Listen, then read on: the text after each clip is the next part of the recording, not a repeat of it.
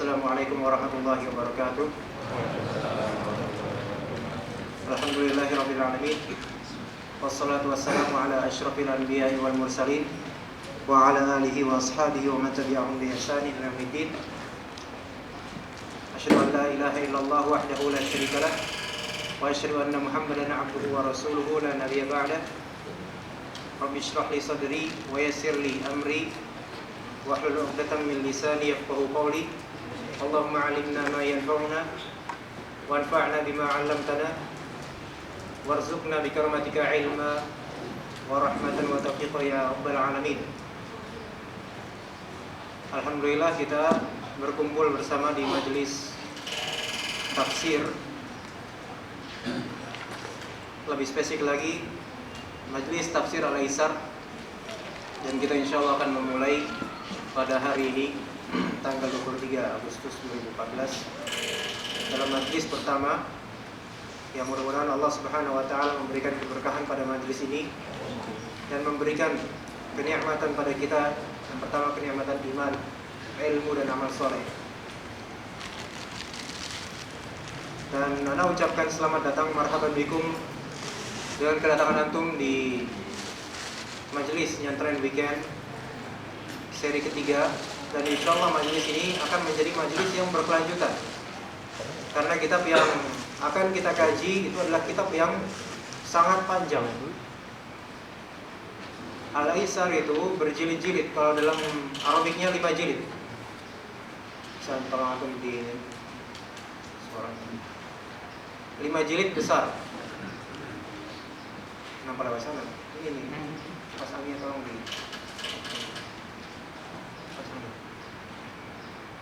ya, 5 jilid dalam bahasa Arab, sedangkan terjemahannya itu mungkin mencapai 7 jilid.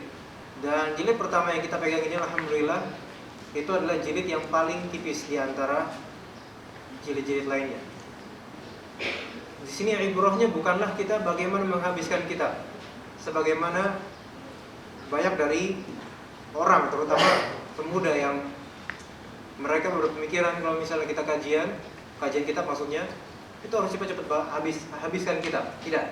Ibrahnya kita di sini mencari ilmu dan juga menggali faedah dari ayat-ayat yang kita kenal, Al-Fatihah, kemudian Al-Baqarah, dan juga untuk konsisten dalam kajian. Bukan mencari cepat habisnya, kemudian setelah khatam kemudian mengatakan kepada teman-temannya, saya telah mengkhatamkan kitab ini bersama Ustaz Fulan. Bukan itu ibrahnya. Karena kalau misalnya kita katakan Anda telah mengkhatamkan, coba tanyakan pada dia apa yang telah dikhatamkan dan apa isinya. Ternyata nggak bisa menjawab. Nah, ini tidak ada manfaatnya seperti ini. Nah, maka di sini ibrahnya kita berkumpul bersama di sini dalam majelis tafsir Al-Qur'an dan syarah hadis. Itu benar-benar untuk menggali ilmu Al-Qur'an dan As-Sunnah. Tujuan kita mendirikan atau menyelenggarakan kajian nyantren weekend khususnya ini, yang pertama tentu saja untuk menimba ilmu syar'i, lebih khususnya ilmu Al-Qur'an dan As-Sunnah. Itu yang paling penting. Mungkin di antara kita selama ini belum ada yang punya kajian secara runut, perbekalan kajian tafsir secara runut. Mungkin belum ada yang punya di antara kita, atau sebagian sudah pernah belajar dengan gurunya. Namun kebanyakan dari kaum muslimin tidak punya. Ya. Bahkan mungkin dari yang mengklaim bahwasanya dirinya begitu perhatian dengan Al-Qur'an dan As-Sunnah, ternyata tidak punya kajian rutin tafsir ataupun syarah hadis. Ini sangat disayangkan. Ya. Benar bahwasanya menuntut ilmu itu banyak wasilahnya, perantaranya banyak. Namun jadikan keberadaan kajian rutin sebagai salah satu fit atau ghidha untuk kita semua. Makanya di sini kita menyelenggarakan kajian tafsir dan hadis. Alhamdulillah sesuai. Kemudian yang kedua, di antara tujuan kita menyelenggarakan nyantren weekend Sabtu di Rawa Bambu ini, yang kedua adalah kita melihat glamoritas yang terjadi pada kajian-kajian tematik. Ini mungkin manis bagi mayoritas kita, sesuatu yang manis, namun sebenarnya sesuatu yang amat disayangkan bagi sebagian yang lainnya, dan itu termasuk anak pribadi dan juga teman-teman dan juga mungkin sebagian dari antum. Setiap kajian alhamdulillah memiliki faedah masing-masing, kekhususan, keutamaan dan kekurangannya. Namun ketika keumuman masyarakat terlatih atau terdidik atau terbiasa untuk mempelajari ilmu syar'i secara tematis saja, maka tidak ada pembangunan yang kokoh untuknya. Ya, jadi secara instan itu biasanya. Dan bukan berarti di sini mendiskreditkan upaya penaburan ilmu melalui kajian tematik, bukan. Melainkan mari kita memiliki juga kajian tematik dengan balancing dengan adanya kajian kitab. Dan yang ibrah dari kajian kitab bukan menyelesaikan kitab, ya, melainkan mencari ilmu. Baik. Jadi salah satu tujuannya yang kedua ini adalah kita ingin adanya persamaan hak antara banyaknya kajian tematik dengan juga kajian kitab, terutama dalam bidang tafsir. Dalam bidang tafsir atau ulumul Quran atau tafsir, yang mana sepertinya hak untuk ulumul Quran dan juga tafsir itu kurang. Padahal kita tiap hari membaca Al-Quran, tapi ternyata kajian tafsir kita kurang. Baik. Dan juga yang ketiga, kita berkumpul di sini juga untuk benar-benar menggali ilmu syar'i langsung dari kitab. Memang benar di sini yang kita pelajari adalah kitab terjemahan, bukan kitab asli bahasa Arab. Kalau misalnya ada yang mempertanyakan kenapa enggak langsung asli bahasa Arab, pertanyaan balik kepada antum bisa atau enggak gitu kan? Percuma di sini anda membawa bahasa Arab, antum membawa bahasa Arab, ternyata antum juga enggak ngerti. Kecuali kalau misalnya itu bersifat matan yang kecil misalnya, ini besar kitabnya, ya, matan kemudian kita terjemahkan satu persatu, insya Allah paham. Tetapi kalau misalnya sepanjang ini dan bukan bertujuan untuk agar kita mampu bahasa Arab, bukan tujuannya bukan ini, bukan untuk mampu berbahasa Arab, bukan. Kita yang penting menggali ilmu di sini. Nah, kecuali kalau misalnya tujuannya untuk melatih membaca bahasa Arab, itu mungkin. Namun tujuan dalam kajian tafsir dan hadis di Sabtu ini bukan itu. Ada tersendiri khusus bahasa Arab pada hari Ahad insyaallah, ya, tapi sudah ditutup pendaftarannya karena sudah penuh.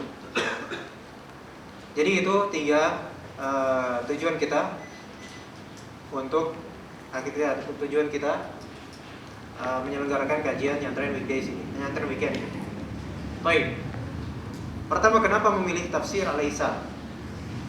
Kenapa memilih tafsir Al-Aisar?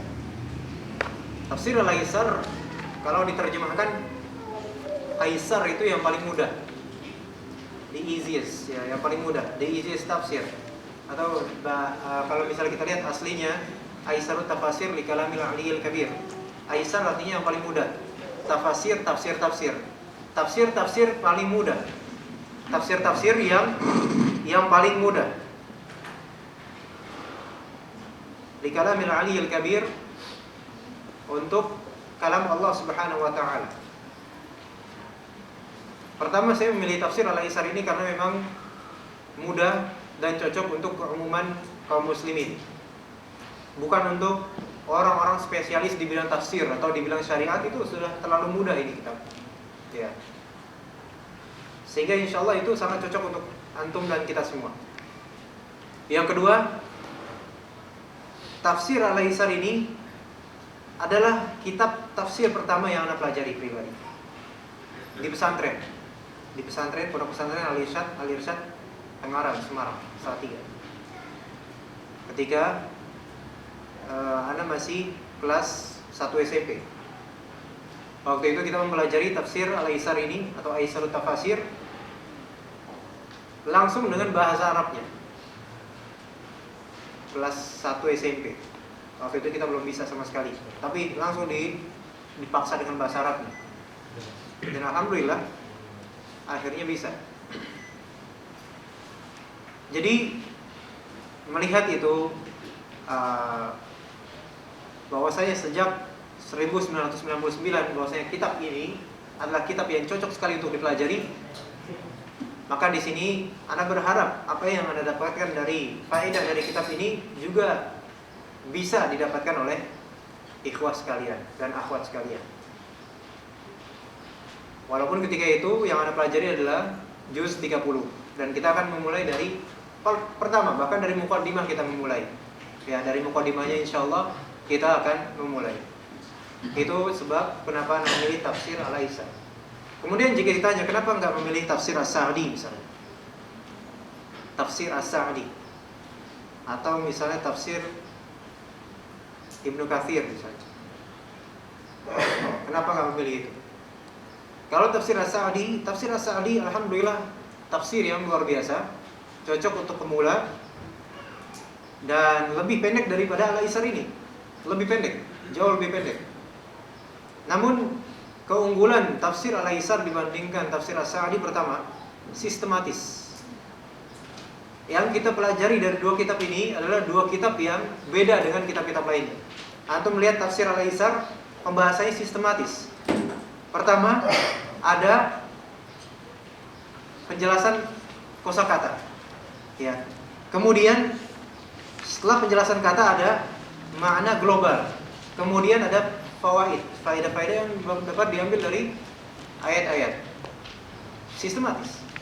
Dan metode seperti ini persis dengan metode di kitab Syarah Bulughul Maram itu. Kalau antum sadari atau tidak sadar, atau belum tahu, atau baru tahu sekarang. Dapat kitab. Alhamdulillah kalau baru tahu ya bagaimanapun sekarang yang penting tahu daripada tidak akan pernah tahu ya. Sistematis dan cocok untuk pemula dan cocok untuk keumuman kaum muslimin. Dan tidak harus dengan bahasa Arab, dan alhamdulillah sudah ada terjemahannya. Ya. Jadi penerjemahan seperti ini dalam satu sisi ada positifnya, tapi ada juga negatifnya. Positifnya mempermudah kaum muslimin. Ya, kaum muslimin, karena tidak semua orang itu diwajibkan mampu berbahasa Arab atau dia haruskan memahami benar-benar bahasa Arab, tidak semuanya. Kemudian negatifnya adalah ya kitab ini berarti dengan adanya penerjemahan ini justru kurang memotivasi kaum muslimin untuk mempelajari bahasa Arab dari kitab aslinya. Ya kan? Ada positif, ada negatif. Bagaimanapun kita ambil positifnya, adapun negatifnya mudah-mudahan kita bisa memotivasi antum untuk belajar bahasa Arab lebih giat lagi insyaallah. Nah, itu yang pertama sistematis ya. Kedua, tafsir Al-Aisar itu lebih jelas dibandingkan tafsir Al-Sa'di. Memang tafsir As-Sa'di jelas karena mudah bahasanya. Namun kadang-kala penjabaran dari Syekh As-Sa'di sendiri rahimahullah itu justru mengaburkan orang dari apa yang seharusnya dipahami dari ayat. Karena ungkapan-ungkapan yang bersifat karangan insya'i. Jadi kabur, justru orang jadi enggak berpikir tentang makna ayat itu sendiri, melainkan ke tempat lain. Adapun tafsir Al-Aisar dengan sistematikanya, dengan adanya penjabaran kosakata, kemudian makna global, kemudian faedahnya, itu insyaallah akan menancapkan pemahaman kita terhadap ayat-ayat yang dibahas insyaallah. Baik, itu tafsir As-Sa'di. Kemudian bagaimana dengan tafsir Ibnu Katsir? Kenapa enggak memilih tafsir Ibnu Katsir? Tafsir Ibnu Katsir faedahnya sangat besar, alhamdulillah. Dan juga tebal. Jauh lebih tebal dibandingkan tafsir Al-Aisar. Tafsir Ibnu Katsir adalah tafsir yang semanhaj dengan tafsir As-Sa'di. Semanhaj dengan tafsir As-Sa'di.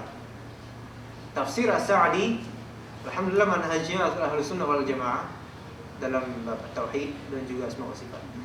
Begitu juga dengan Ibnu Katsir. Ibnu Katsir tafsir yang sangat memperhatikan perkataan salaf. Dan juga tafsir yang sangat kaya akan hadis-hadis. Tafsir Ibnu Katsir.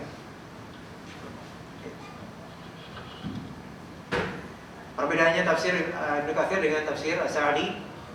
Tafsir Ibnu Katsir itu tafsir yang menjabarkan perkataan-perkataan salaf.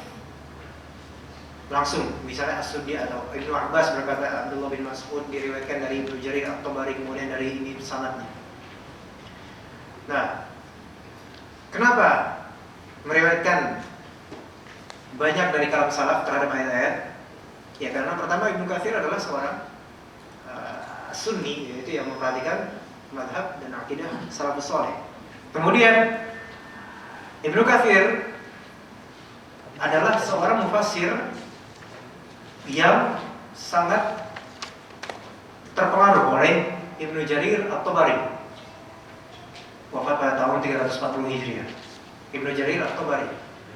Ibnu Jarir At-Tabari memiliki kitab tafsir bernama Jami'ul Bayan fi Ta'wil Al-Quran. Dan insyaallah tafsir At-Tabari itu akan Anda jadikan referensi pertama untuk kajian tafsir kita. Tafsir At-Tabari tafsir yang tebal, besar, ringkas. Ringkasnya 26 jilid. Ya. Tapi ya, ini Anda bawa, alhamdulillah. Ini jilid pertamanya, tafsir At-Tabari. Ya, insyaallah akan kita jadikan referensi terunggul untuk kajian ini, disebabkan keunggulan yang ada di dalamnya itu bahwasanya tafsir At-Tabari adalah tafsir yang di antara tafsir yang terdekat dengan salaf. Ya, karena kita memahami Al-Quran, yang paling terunggul yang memahami dengan pemahaman salaf insyaallah. Ya. Tolong dimaju sedikit, Ikhwan, maju sedikit. Atau menyebar ke sini. Ya. Jadi kita memakai insyaallah referensi tafsir Ibnu Jarir At-Tabari rahimahullah ta'ala. Dan alhamdulillah tafsir Al-Aisar itu termasuk tafsir yang menjadikan tafsir At-Tabari sebagai salah satu referensinya. Jadi sebenarnya clock matching semuanya. Tafsir At-Tabari, kemudian tafsir Ibnu Katsir pada abad ke-8 Hijriah, At-Tabari 4 Hijriah, Ibnu Katsir 8 Hijriah, As-Sa'di termasuk ulama kontemporer. Mereka semua, Sa'di juga menjadikan tafsir At-Tabari sebagai salah satu rujukan terbesar untuk tafsirnya. Ya. Nah, perbedaan kedua antara tafsir Ibnu Katsir dengan tafsir As-Sa'di, bahwasanya tafsir Ibnu Katsir itu kaya akan hadis. Bahkan seringkali terlalu banyak menggelontorkan hadis-hadis. Pertanyaannya, apakah semua hadis di dalam tafsir Ibnu Katsir itu sahih? Tidak. Ada yang hadis yang dhaif, ada hadis yang dhaif jiddan, makruh dan sebagainya. Jadi jangan dikira tafsir Ibnu Katsir itu tafsir terbaik, kemudian tidak ada di dalamnya hadis dhaif. Tidak. Ada di dalamnya hadis dhaif. Dan itu ijtihad beliau. Ya. Baik. Perbedaan ketiga antara tafsir As-Sa'di dengan tafsir Ibnu Katsir, bahwasanya tafsir As-Sa'di itu adalah khulasah, ringkasan terhadap seluruh perkataan-perkataan salaf yang diambil oleh As-Sa'di rahimahullah, kemudian beliau ungkapkan dengan ta'bir dari beliau sendiri. Jadi kayak misalnya menjamak tafsir-tafsir, ya, kemudian difikirkan oleh beliau, diracik sendiri kalimatnya oleh beliau. Ya, seperti itu tafsir As-Sa'di. Berbeda dengan tafsir Ibnu Katsir. Tafsir Ibnu Katsir, sebagaimana tadi Anda bilang, terpengaruh oleh Ibnu Jarir At-Tabari.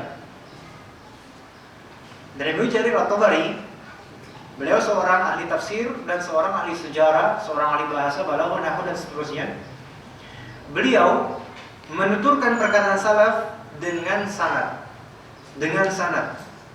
Dari fulan, karena dekat beliau dengan kalangan salaf. Dengan sanad. Kemudian tafsir Ibnu Katsir dalam tafsirnya, tafsir Al-Quran Al-Azim, menuturkan perkataan-perkataan salaf yang beliau ambil dari tafsir At-Tabari dengan sanadnya. Makanya dalam tafsir Ibnu Katsir yang panjang itu, kalau misalnya antum buka, bukan ringkasan, tapi tafsir aslinya yang masih full, itu antum temukan di sana banyak sekali sanad hadis atau sanad perkataan salaf. Makanya perlu, kalau misalnya diringkas itu bisa lebih pendek, jauh lebih pendek. Ya, kemudian banyak bertaburan hadis, perbedaan hadis ini dengan hadis itu. Ya, itu salah satu kelebihan sekaligus kekurangan tafsir Ibnu Katsir. Kelebihan, yaitu kelebihan karena banyaknya hadis. Kekurangannya kebanyakan hadis. Ya, yaitu seperti bismillah bisa. Ya. Nah, jadi itu perbedaan antara tafsir As-Sa'di dengan tafsir Ibnu Katsir. Kalau misalnya antum bertanya, mana yang lebih kita dahulukan? Kalau misalnya kita membaca di rumah tafsir As-Sa'di atau tafsir Ibnu Katsir? Tergantung dari fulus antum pertama. Kalau misalnya kuat beli tafsir Ibnu Katsir, baiknya beli semua lebih baik. Tentu lebih baik beli semua daripada beli satu-satu, nanggung kan? Nah, kalau misalnya tafsir Ibnu Katsir yang jauh lebih besar itu kuat fulusnya atau kuat pinjamannya, fadhil.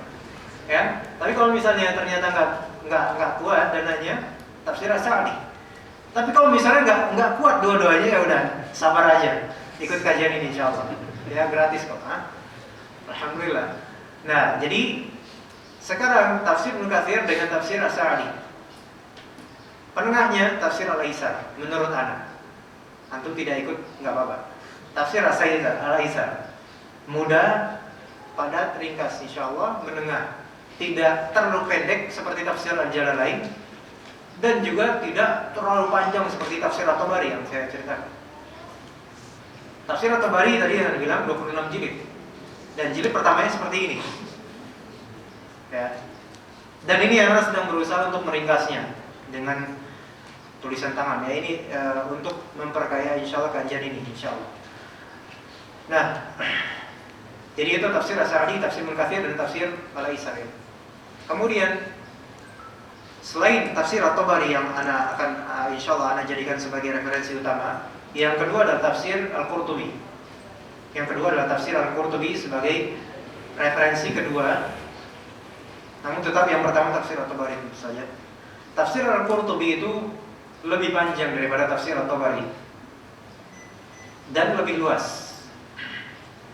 Al-Qurtubi rahimahullah adalah seorang ulama Andalusia, bukan seorang Arabi aslinya, Andalus, Spanyol.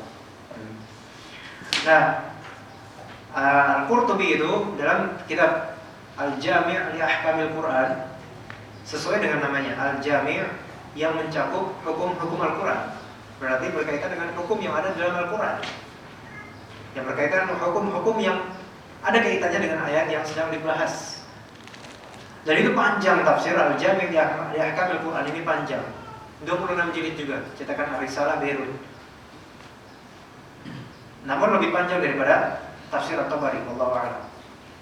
Nah, Al-Qurtubi rahimahullah kita jadikan referensi kedua karena memang pembahasan beliau adalah pembahasan yang luar biasa dalam tafsirnya. Beliau tidak sekadar membahas tentang i'rab atau hanya membahas tentang nahwu atau tentang shorof, tentang balaghahnya, tidak hanya itu. Tidak hanya bahasa, melainkan beliau juga membahas hukum-hukum fikih yang berkaitan dengan ayat yang sedang dibahas. Apa hukum dalam bismillah itu, ada 27 permasalahan. Terus berkaitan dengan ta'awudz, a'udzubillahi minasyaitonir rajim, sekian permasalahan. Kemudian yang berkaitan dengan misalnya muawwidzatain, sekian permasalahan. Itu semua dalam tafsir Al-Qurtubi. Nah, karena memang takhusus anak pribadi di Libya itu adalah syariah, yaitu berkaitan dengan fikih, maka sebenarnya kitab semacam Al-Jami' li Ahkamil Quran ini adalah kitab yang seharusnya menjadi kitab yang wajib untuk kita perhatikan. Kita di sini maksudnya spesialis di Libya syariah, ya.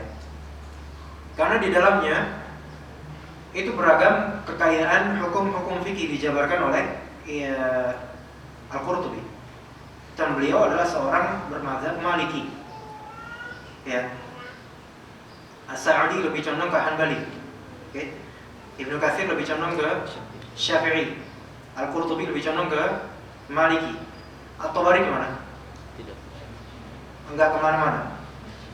La ilaha illa wa la ilaha illa. Tapi maksudnya di sini bukan seperti munafik, bukan. Beliau mujtahid mutlak dalam hal ini. Tidak ikut kepada mazhab tertentu. Benar bahwasanya beliau di masa mudanya mempelajari fikih Syafi'i. Tapi bukan berarti ketika beliau telah menjadi mujtahid beliau menjadi pengikut fikih Syafi'i, enggak. Tapi beliau memiliki pandangan sendiri seperti Imam Bukhari. Imam Bukhari kalau misalnya dikatakan beliau bermadzhab Syafi'i ini kurang tepat. Karena beliau memiliki ijtihad sendiri. Ya. Ini menunjukkan mazhab yang 4 itu tidak diwajibkan atas umat. Tapi dianjurkan. Itu lebih baik, terutama buat pemula. Diwajibkan tidak. Bahkan yang mewajibkan itulah yang dipermasalahkan seharusnya. Baik. Jadi Al-Qurtubi bermadzhab Maliki dalam fikih. Adapun dalam akidah beliau rahimahullah bermadzhab Asy'ari. Bermadzhab Asy'ari dalam bab asma wa sifat. Berbeda dengan At-Tabari rahimahullah dan juga Ibnu Katsir dan juga Sa'di. Mereka semua bermadzhab Ahlussunnah wal Jamaah dalam bab asma wa sifat. Baik. Kemudian referensi ketiga ini secara urut, maksudnya secara urut ini yang paling pertama yang akan rujuk padanya adalah tafsir At-Tabari, kemudian tafsir Al-Qurtubi, kemudian yang ketiga adalah tafsir Ibnu Katsir. Anda jadikan yang ketiga sebagai referensi, ya. Sebagai referensi. Kenapa yang ketiga? Kenapa tidak didahulukan Ibnu Katsir sebelum Qurtubi misalnya? Kenapa enggak dijadikan seperti itu? Padahal Ibnu Katsir akidahnya lebih bagus dari. Enggak, di sini bukan masalah akidah, bukan masalah apa. Tetapi masalah kekayaan yang ada dalam tafsir Al-Qurtubi.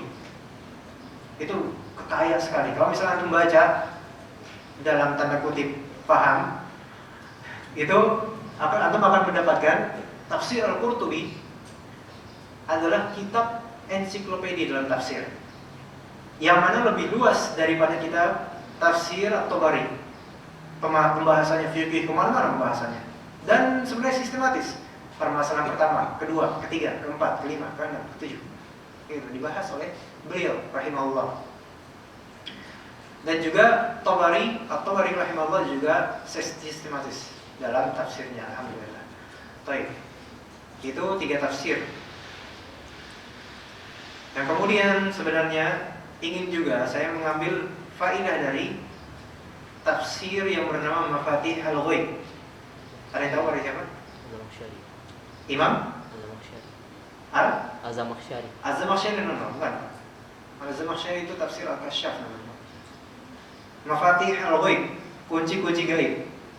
Ar-Razi. Dukun ya. Ar-Razi. Ar-Razi. Nah, Ar-Razi. Muhammad Ar-Razi rahimahullah. Tapi ini adalah opsi terakhir aja. Karena tafsir Ar-Razi itu di dalamnya banyak kerumitan-kerumitan yang sebenarnya beliau buat sendiri dan merugikan pembacanya. Ya. Sebagaimana mayoritas ahli kalam dari kalangan Asy'ari atau dari kalangan yang Mu'tazili dan yang lainnya, yaitu pembahasannya sering ngambang. Dan di dalam Mafatih Al-Ghaib, kalau misalnya kita lihat Mafatih Al-Ghaib itu ada kitab tafsir Al-Kabir atau kitab tafsir Ar-Razi, ada 3 nama. Itu sekitar entah 30 jilid kalau nggak salah. Mungkin panjangnya itu 2,5 kali lipatnya tafsir Ibnu Katsir. Nah, itu tafsir Ar-Razi. Misalnya pembahasan Al-Fatihah. Pembahasan Al-Fatihah, beliau bahas Al-Fatihah satu surat saja untuk satu kitab.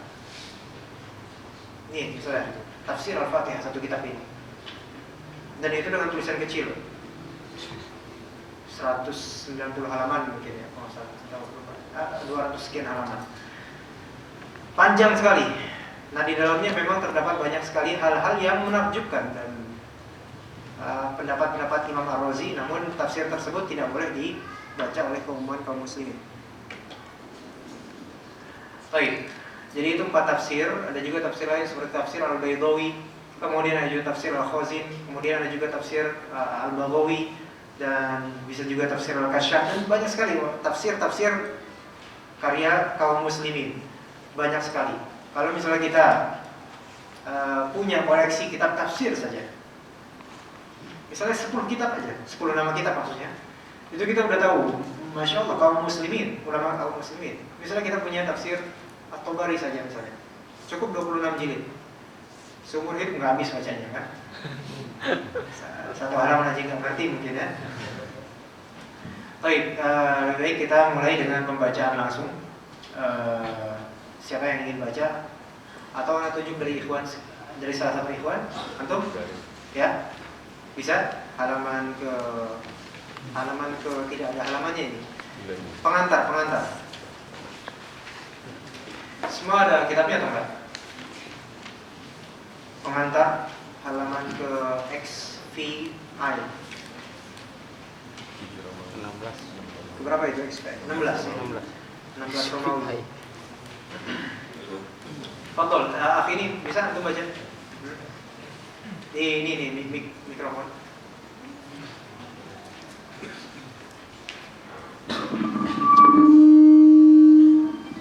Fadol.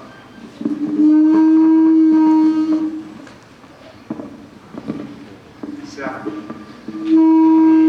Diputar aja. Diputar. Ininya diputar. Dia.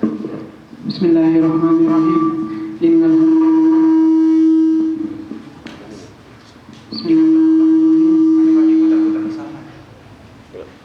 Innal hamdalillah nahmaduhu wa nasta'inuhu wa nastaghfiruh wa na'udzu billahi min shururi anfusina wa min sayyiati a'malina. May yahdihillahu fala mudilla lahu wa may yudlil fala hadiya lahu.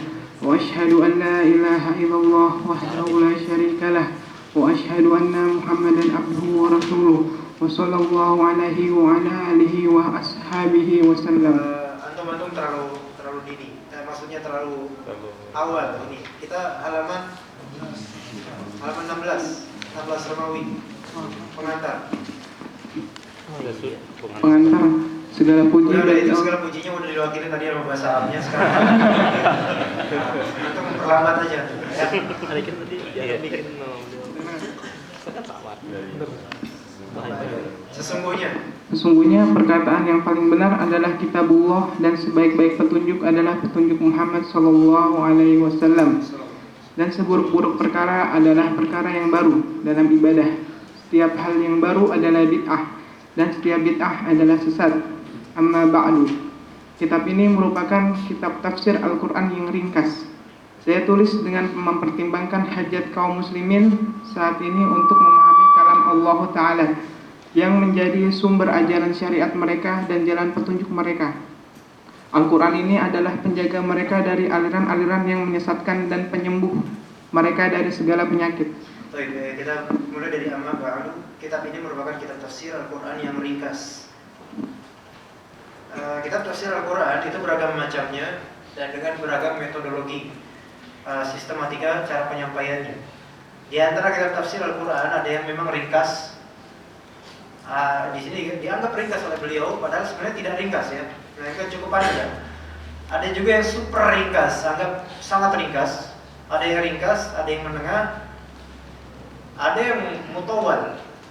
Mutawal itu yang panjang dan itu yang khusus dibaca oleh orang-orang spesialis syariah atau yang spesialis tafsir.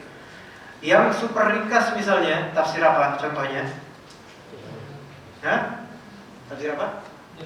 Tafsir Al-Jalalain, karangan Jalaluddin Rahmat, kalangan Jalaluddin Al-Mahalli dan Jalaluddin As-Suyuti. Lebih dulu mana hidupnya? Al-Mahalli, kemudian wafat. Jadi Jalaluddin Al-Mahalli menafsirkan Al-Kahfi sampai An-Nas, kemudian Al-Fatihah, wafat.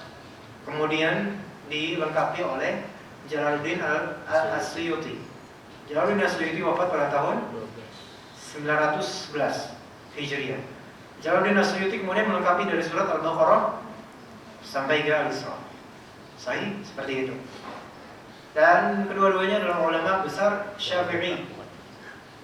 Itu tafsir ringkas sekali, bahkan mungkin di beberapa ayat dengan tafsirnya lebih pendek tafsirnya mungkin. Saking ringkasnya. Namun apakah tafsir Al-Jalalain itu cocok untuk pemula? Tidak sebenarnya.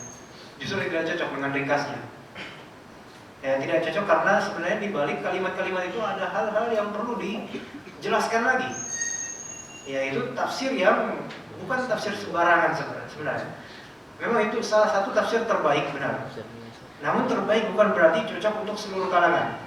Kalau misalnya kita di majelis-majelis biasa, di masjid-masjid biasa misalnya, dengan tafsir Al-Jalalain, orang membaca, yaitu mungkin dia membaca begitu saja tanpa benar-benar mendalami apa yang dimaksud oleh Jalaluddin As-Suyuti atau Jalaluddin Al-Mahalli.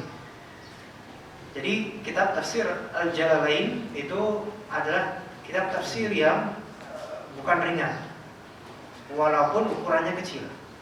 Ya, ukuran saku mungkin bisa ya. Nah, jadi kedua, tapi salah satu hal yang menjadi negatif dalam tafsir Al-Jalalain adalah mereka tidak mengikuti madhab as-salaf dalam bab asma wa sifat. Ya, karena memang Jalaluddin As-Suyuti dan Jalaluddin Al-Mahalli mereka adalah ulama dalam aqidah bermadzhab Asy'ariyah. Wallahu a'lam. Tapi bagaimanapun kitab tafsir Al-Jalalain adalah kitab yang luar biasa. Ya, kalau misalnya orang kita sudah mempelajari tafsir Al-Isra cukup banyak, barulah layak bagi kita untuk mempelajari tafsir Al-Jalalain insyaallah. Itu yang super ringkas. Kemudian yang ringkas contohnya tafsir As-Sa'di, tafsir Al-Aisar atau Aisar Tafasir. Nah, tafsir ringkas itu ada beragam macamnya juga. As-Sa'di dan Aisar Tafasir itu tafsir yang mudah dipahami. Ada juga tafsir seperti tafsir Al-Baydawi, Anwarut Tanzil wa Asrarut Ta'wil. Al-Baydawi rahimahullah seorang alim bermadzhab Syafi'i. Beliau sezaman dengan Al-Qurtubi, namun bedanya Al-Baydawi itu Persia, Al-Qurtubi itu Andalusia. Al-Baydawi adalah tafsir yang ringkas dalam tanda kurung atau tanda kutip. Beliau meringkas 3 tafsir. Meringkas tafsir Ar-Razi, Mafatih Al-Ghaib. Kemudian meringkas tafsir Az-Zamakhsyari, Al-Kasyaf, dan tafsir Ar-Raghib Al-Asfahani. Kalau Ar-Razi tadi ilmu kalamnya kuat. Dan beliau seorang Asy'ari tulen ketika masanya, yang kemudian di akhir hayatnya dihikayatkan oleh As-Subki dan juga dihikayatkan oleh Ibnu Taimiyah bahwasanya beliau rahimahullah merujuk ke madzhab salaf dalam aqidah. Wallahu a'lam. Nah, tafsir Ar-Razi Asy'ari, tafsir Az-Zamakhsyari Mu'tazili. Dan Mu'tazilah dengan Asy'ariyah itu pertentangannya dahsyat. Ya. Pertentangannya dahsyat. Mu'tazilah dengan Asy'ariyah. Dan Asy'ariyah itu melawan Mu'tazilah. Dalam keilmuan maksudnya. Adapun dalam individual itu masing-masing lah. Jadi Az-Zamakhsyari, Ar-Razi. Kemudian Al-Baydawi setelahnya, generasi berikutnya, Al-Baydawi Asy'ari. Dan beliau adalah seorang yang sangat runut pada Ar-Razi. Ar-Razi wafat pada tahun 606. Ya. Kemudian Al-Baydawi meringkas dari Ar-Razi dan juga mengambil faedah-faedah dari segi balaghah dari tafsir Az-Zamakhsyari, yang mana seorang Mu'tazili. Tidak hanya itu, Al-Baydawi berusaha untuk menanggulangi kemu'tazilahan yang disebarkan oleh Az-Zamakhsyari dalam tafsirnya. Ya. Jadi tafsir Az-Zamakhsyari itu adalah salah satu tafsir terbaik. Bahkan mungkin belum ada tafsir yang lebih baik dari tafsir Az-Zamakhsyari dari segi balaghah. Jadi ada kelebihan, walaupun beliau seorang Mu'tazili, ada kelebihannya. Namun di sisi lain kekurangannya sebenarnya ada. Ya. Nah jadi Al-Baydawi berusaha untuk menanggulangi i'tizal dalam tafsir Al-Kasyaf itu, Az-Zamakhsyari. Ya. Jadi itu hikayat sedikit tentang kitab-kitab ulama. Itu kitab yang ringkas, tafsir Al-Baydawi itu, namun hanya dibaca oleh orang-orang tertentu saja. Ya. Kemudian tafsir yang panjang, ya diantaranya tafsir At-Tabari, tafsir Al-Qurtubi, tafsir Ar-Razi, tafsir Ibnu Katsir termasuk yang panjang. Itu termasuk yang panjang. Baik. Saya tulis dengan mempertimbangkan hajat kaum muslimin saat ini untuk memahami kalam Allah Ta'ala. Memahami kalam Allah Ta'ala itu adalah salah satu hal yang sebenarnya kenikmatan terbesar untuk kaum muslimin. Ya, kenikmatan terbesar untuk kaum muslimin adalah Al-Quran diturunkan pada mereka. Namun jika kaum muslimin sendiri tidak memanfaatkannya, tidak memahaminya, itu bukan kenikmatan bagi mereka, bahkan bisa menjadi bala. Makanya di sini ada vitalitas kita untuk mempelajari tafsir, ya, secara runut, agar ketika kita membaca Al-Quran, misalnya jauh dari surat Al-Baqarah, kemudian kita bisa memahami maknanya, bahkan bisa lebih dalam dari pemahaman kita sebelumnya. Memahami kalam Allah Subhanahu wa Ta'ala itu Al-Quran, yang menjadi sumber ajaran syariat mereka dan jalan petunjuk mereka, yang menjadi sumber ajaran syariat mereka. Mereka di sini kembali ke kaum muslimin. Menjadi pertama sumber ajaran mereka, satu. Dan dua, jalan petunjuk mereka, dua. Jadi di sini Syekh Abu Bakar Al-Jazairi mensifati Al-Quran sebagai satu sumber ajaran syariat, kedua jalan petunjuk. Yang pertama masdar at-tashri', yang kedua sabil al-hidayah. Ya kan? Masdar at-tashri' yaitu sumber ajaran Islam. Dari mana? Al-Quran dan As-Sunnah. Tapi intinya Al-Quran, dan Al-Quran memerintahkan untuk mengikuti Sunnah, mengikuti Nabi. Maka jadilah Al-Quran dan As-Sunnah. Baik. Dan jalan petunjuk mereka. Kalau bisa kita pahami sekarang sumber ajaran, berarti cahaya, maksudnya bagaimana menerangi jalan petunjuk mereka. Karena misalnya jalan petunjuk, siapa yang menunjuk? Ya Al-Quran di sini sumbernya.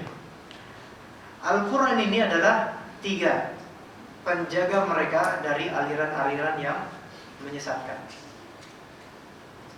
Ismah, penjaga dari aliran yang menyesatkan. Dan empat, penyembuh mereka dari segala penyakit. Penyembuh mereka dari segala penyakit.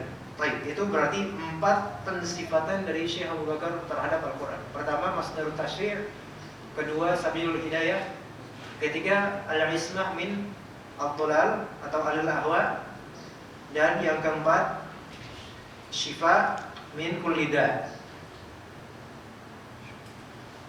Ya. Apa itu kalam Allah ataupun Al-Quran? Di sini ada definisi Al-Quran yang di sini ada kasih tahu aja definisi lewat catatan anak. Al-Quran adalah kalamullah al-munazzal ala Nabi Muhammad al-muta'abbad bitilawatihi al-mu'jiz biaqsari suratin atau suwarihi. Al-Quran adalah kalam Allah yang diturunkan atas Nabi Muhammad, yang tilawahnya adalah ibadah, ya. Dan mukjizat, meskipun hanya sependek-pendek surat. Ini akan Anda jelaskan satu persatu. Kalam Allah, Al-Quran adalah kalam Allah yang diturunkan atas Muhammad, Nabi Muhammad SAW, yang tilawahnya adalah ibadah dan Sependek-pendek suratnya adalah mukjizat. Tapi kita ambil satu persatu. Pertama, Quran adalah kalam Allah. Baik, Quran benar kalam Allah. Namun ini terlalu luas. Karena kalam Allah mencakup kalam Allah terhadap Musa misalnya, atau nanti di kitab Taurat atau yang lain-lainnya. Atau misalnya kalam Allah terhadap malaikat. Apakah kalam Allah terhadap malaikat kemudian kita katakan itu Quran? Tidak. Baik, kalam Allah yang diturunkan, ya kan? Sekarang yang diturunkan ada Zabur, ada Injil, ada Taurat. Apakah kita menganggap bahwasanya Zabur, Injil, Taurat adalah Al-Quran itu sendiri kan? Berarti harus ada taqyid, ada tambahan lagi. Diturunkan kepada siapa? Pada Nabi Muhammad SAW, khusus berarti. Baik. Yang diturunkan kepada Nabi Muhammad itu Al-Quran, bukan Injil, bukan dan seterusnya. Kemudian al-muta'abbad bi tilawatihi, yang tilawahnya secara zat itu adalah ibadah. Yaitu ketika kita melafalkan alif lam mim dapat pahala. Dan sesuai dengan satu huruf 10. Alif 10, lam 10, mim 10 sebagaimana sabda Nabi di hadis sahih. Ya. Jadi secara zat membaca melafalkan Al-Qur'an itu adalah ibadah yang diganjari bahkan 10 pahala untuk satu huruf. Itu spesifikasi yang tidak terdapat pada kalam lainnya meskipun kalam Nabi yang kita baca. Ya. Kemudian sependek-pendek suratnya adalah mukjizat. Apa itu mukjizat? A'jaza yurjizu i'jaz. Atau asal katanya dari kata ajz. Ajz itu artinya tidak mampu. Misalnya ada rajulun ajuz, artinya seorang pria yang tua. Tua artinya tidak mampu. A'jaza yurjizu dengan wazan af'al yuf'ilu artinya adalah membuat tidak mampu. A'jaza yu'jizu, membuat tidak mampu. I'jaz, pembuatan agar tidak mampu. Mu'jiz artinya yang membuat tidak mampu. Itu mu'jiz, disebut mu'jizah.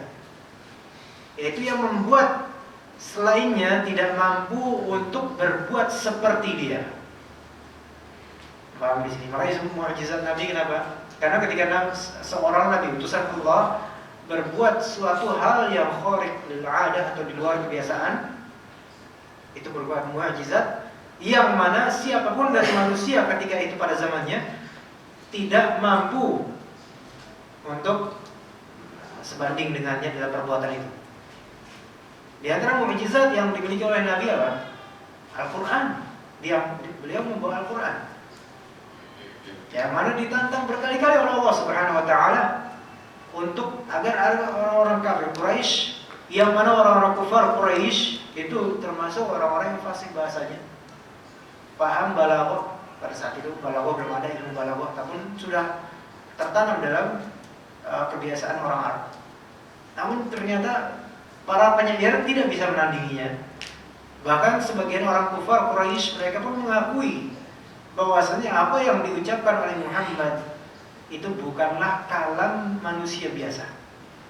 Dan kalau misalnya kita mempelajari bahasa Arab benar-benar, itu kita akan mengetahui bahasa Arab ini bukan bahasa biasa. Tidak mungkin dikiaskan dengan bahasa apapun, walaupun semua bahasa digabung keindahannya, dikalkulasikan kemudian dibandingkan dengan bahasa Arab, tidak bisa menandinginya. Kita bagi yang paham bahasa Arab. Nah, jadi tadi adalah definisi dari Al-Quran. Baik. Menjaga mereka dari aliran-aliran yang menyesatkan. Kalau dalam bahasa Arabnya, Syekh Abu Bakar mengatakan aliran-aliran menyesatkan di sini ahlul ahwa maksudnya. Ahlul ahwa. Jadi ahlul ahwa itu adalah sinonim dari ahlul bidah. Ya. Kalau misalnya kita pernah mendengar istilah ahlul ahwa, itu ahlul bidah. Ahwa jamak dari hawa, keinginan, hawa nafsu, keinginan diri, keinginan jiwa. Yaitu sekarape, maunya apa? Nah, kenapa kok ahlul ahwa dimutlakkan dengan ahlul bidah? Karena memang kebid'ahan yang dimasyhurkan oleh orang-orang, yang dimasyhurkan dalam artian ini bukan muqallidnya, tapi orang-orang yang memasyhurkannya, itu adalah bagian atau berdasarkan hawa nafsu rata-rata. Dimulai berdasarkan hawa nafsu, keinginan, ya, keinginan mereka. Ya. Jadi ahlul ahwa, kata Imam Asy-Syatibi dalam kitab Al-I'tisam, dimutlakan sebagai ahlul bidah. Dan kita tidak bisa menyebut orang awam yang hanya sekadar ikut-ikutan sebagai ahlul bidah. Ya, walaupun mereka mungkin melakukan perbuatan itu. Ini anak khulasah ringkasan dari kalam Asy-Syatibi dalam kitab Al-I'tisam. Kita tidak bisa mengatakan orang awam muqallid yang tidak tahu apa-apa melainkan ikut-ikutan saja sebagai ahlul bidah dalam perbuatannya itu. Tetapi bagi orang yang tahu, ya, mengerti dan tahu dalil, tahu hal-hal dan sebagainya, nah, dia tidak ikut-ikutan sebenarnya, dan dia tahu mana yang hak atau sudah dihadapkan padanya kebenaran, tapi dia masih seperti itu, maka dia disebut ahlul bidah. Itu yang cocok. Ya, begitu. Nah, bagaimana dengan misal seorang awam, kemudian kita tampilkan padanya dalil-dalil bahwasanya bertentangan dengan sunnah Nabi misalnya, tapi orang awam tersebut malah justru menentang dengan dalil buatannya sendiri dan sebagainya. Misalnya muka antum juga tidak, misalnya. Nah, dengan semacam ini, ya seperti ini, justru layak juga dikatakan sebagai ahli bidah. Tapi di sini masalahnya ini secara teori ya. Adapun prakteknya kita lebih baik tidak bermudah-mudah dalam mencap langsung pada seseorang seperti itu ya. Yang terbaik adalah kita mendakwahkan dulu. Kalau misalnya dia menentang bahkan mengancam, ya barulah kita sifati dengan sifat yang layak baginya. Wallahu a'lam. Aliran-aliran yang menyesatkan. Jadi itu ahlul ahwa dimutlakan ahlul bidah. Dua-duanya sama. Karena bidah itu masdarnya adalah hawa. Ya, sesuatu yang baru itu biasanya karena ingin baru. Karena orang-orang rata-rata manusia dengan sesuatu yang baru itu teringinkan. Oh, ini baru nih, ada yang baru nih, luar biasa.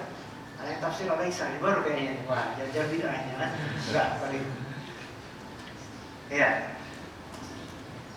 Dan penyembuh mereka dari segala penyakit. Dan Allah Subhanahu wa taala yang Maha menyembuhkan. Baik. Silakan Pak, baca lagi.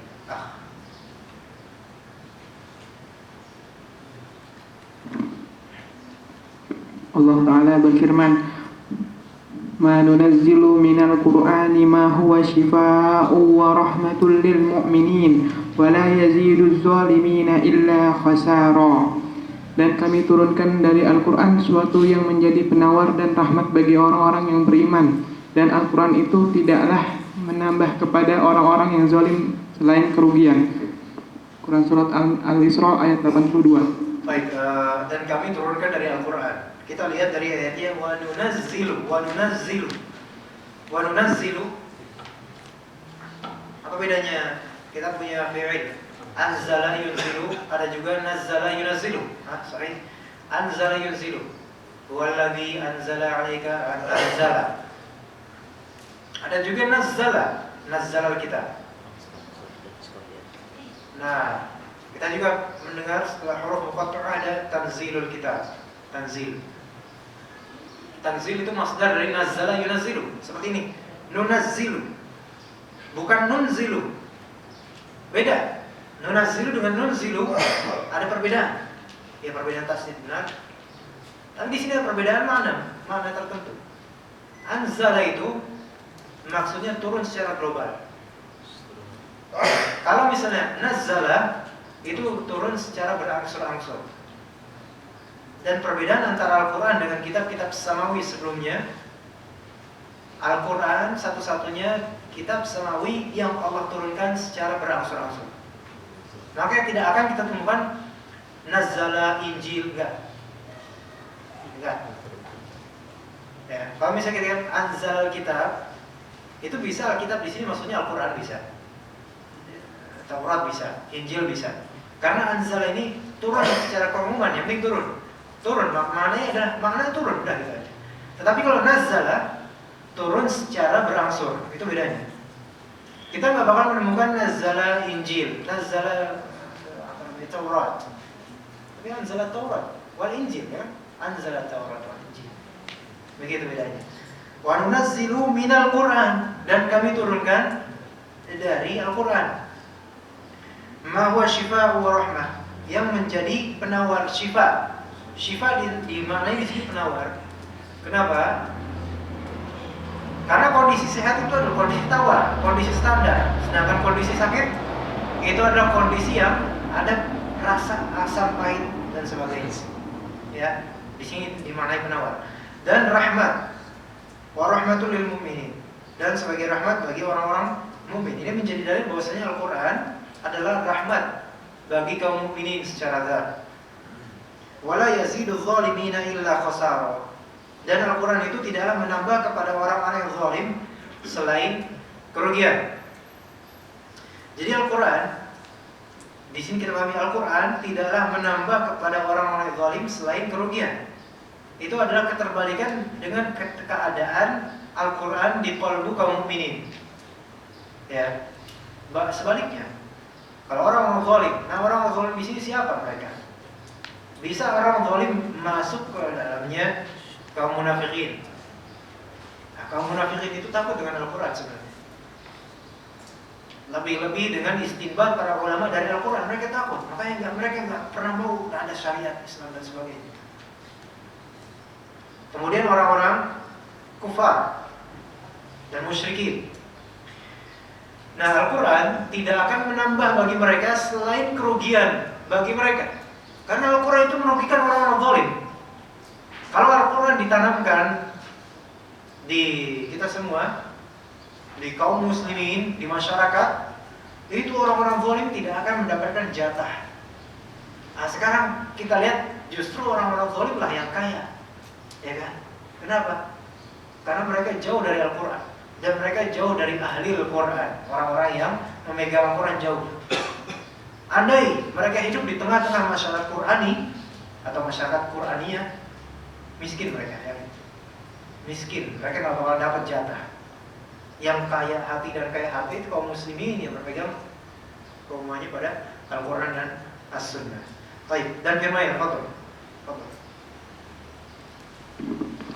Dan firman-Nya, wa'tasimu bihablillahi jami'an wa la tafarraqu, dan berpeganglah kamu semuanya kepada tali agama Allah dan janganlah kalian bercerai-berai. Quran surat Ali Imran ayat 103.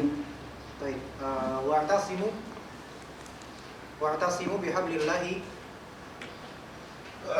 wa'tasimu bihablillahi jami'an wa la tafarraqu. Artinya adalah ya'tasimu, berpeganglah kalian semuanya bihablillah, kepada tali, dalam kurung di sini agama Allah. Wala tafarraqu, dan janganlah kalian bercerai-berai. Wala tafarraqu di sini artinya wala tatafarraqu.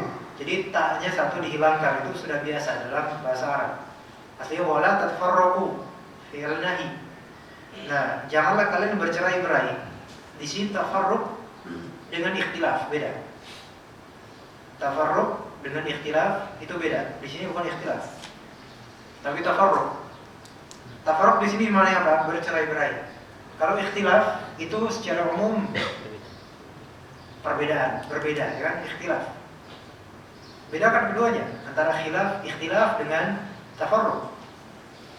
Ini sebagian dari teman-teman kita misalnya tidak pernah menginginkan adanya perbedaan dalam pandangan kaum muslimin terhadap suatu hal, terutama di masalah fikih misalnya. Padahal ikhtilaf dalam masalah fikih itu adalah suatu keniscayaan dan suatu yang wajar. Suatu yang wajar. Selalu ada dari zaman sahabat sampai sekarang. Tapi bagaimana di sini adalah di sini poinnya adalah bagaimana kita mengetahui dalil bagi orang-orang yang berikhtilaf tersebut, dan juga setelah mengetahui bagaimana cara kita insaf ketika telah mengetahui bahwasanya mereka masing-masing punya dalil. Karena tidak semua ikhtilaf kita sebut ikhtilaf yang mu'tabar, tidak. Nah, beda antara ikhtilaf dengan tafarruq.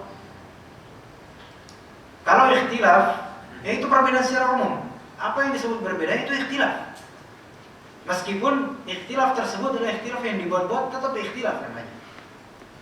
Nah, adapun tafarruq itu pertama, tafarruq adalah result atau hasil dari ikhtilaf.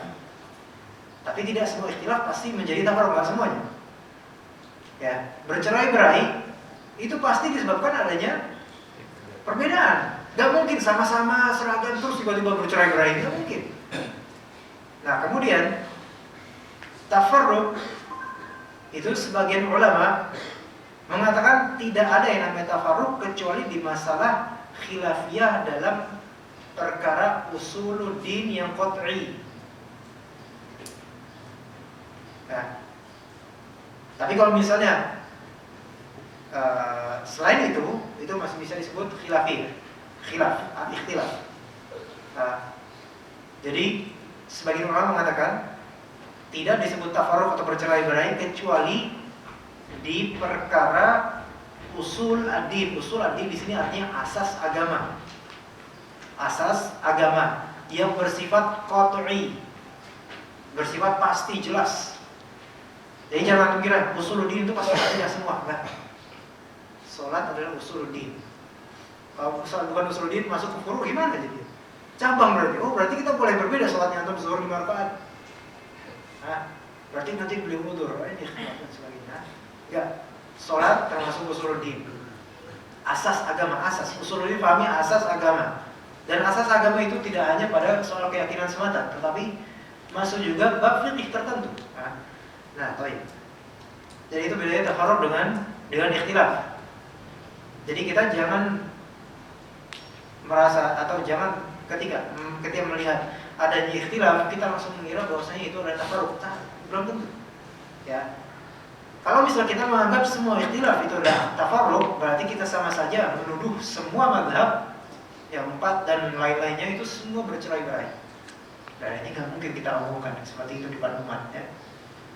Syafi'i misalnya, gurunya Imam Ahmad siapa? Imam Syafi'i. Malah membentuk mazhab, tapi yang membentuk mazhab Imam Ahmad bukan Imam Ahmad, melainkan murid-muridnya. Kemudian Imam Syafi'i, gurunya siapa? Imam Malik. Malah Imam Syafi'i membentuk mazhab. Kemudian Imam Syafi'i juga belajar dari rekan-rekannya Abu Hanifah yang bermadzhab Hanafi. Kenapa kok malah membentuk mazhab Syafi'i? Dan mempromosikan di Mesir misalnya di akhir hayatnya rahimahullah. Kenapa begitu? Bukannya ini bercerai-berai, ikhtilaf, ya kan? Kan berarti berbeda pendapat dengan guru-gurunya. Ya, apakah ini disebut bercerai-berai kan? Ya, jadi tidak semua yang merupakan ikhtilaf kita sebut tafarruq. Oh, itu salah itu. Itu ketergesaan dalam menilai. Benar bahwasanya bercerai-berai itu adalah hasil terfatal dari ikhtilaf. Benar. Namun tidak mesti ikhtilaf disinonimkan dengan bercerai-berai.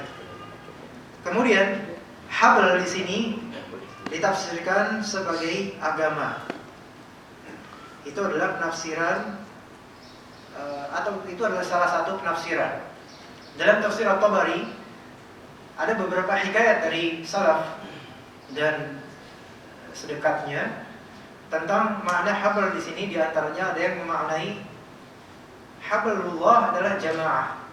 Itu penafsiran Ibnu Mas'ud, salah satu penafsiran Ibnu Mas'ud. Jadi di sini wa'tasimu bihablillah maksudnya berpegang teguhlah engkau pada jamaah. Tafsiran Ibnu Mas'ud. Kemudian ada juga yang menafsirkan di antara Qatadah hablullah itu adalah Al-Qur'an.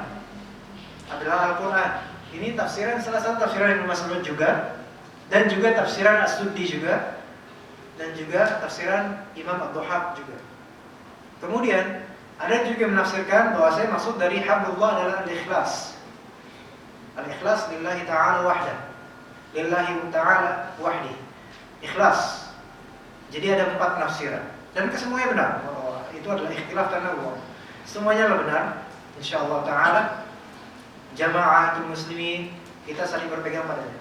Juga dengan Al-Qur'an, dengan agama Allah, dengan keikhlasan kita semua berpegang padanya. Tapi kalau misalnya kita mau menjadikan tafsiran-tafsiran ini sebagai penafsiran untuk alhamdulillah, berarti bakal beragam nanti maknanya. Di sini wala tafarraqu, dan janganlah kalian bercerai-berai. Di sini ada semacam persandingan perlawanan, ya kan? Irtisam, berpegang teguh, dengan tafarruq, bercerai-berai, berarti berlawanan. Bagaimana sekarang caranya agar tidak bercerai-berai? Pertama, tamasuk bil kitab, ya kan? Al-Quran. Kedua, tamasuk bil jamaah, kaum muslimin maksudnya.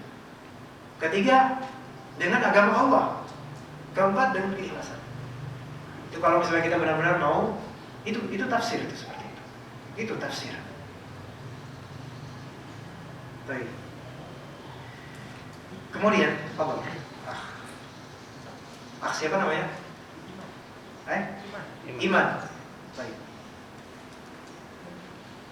Nah, nyalain. Apa?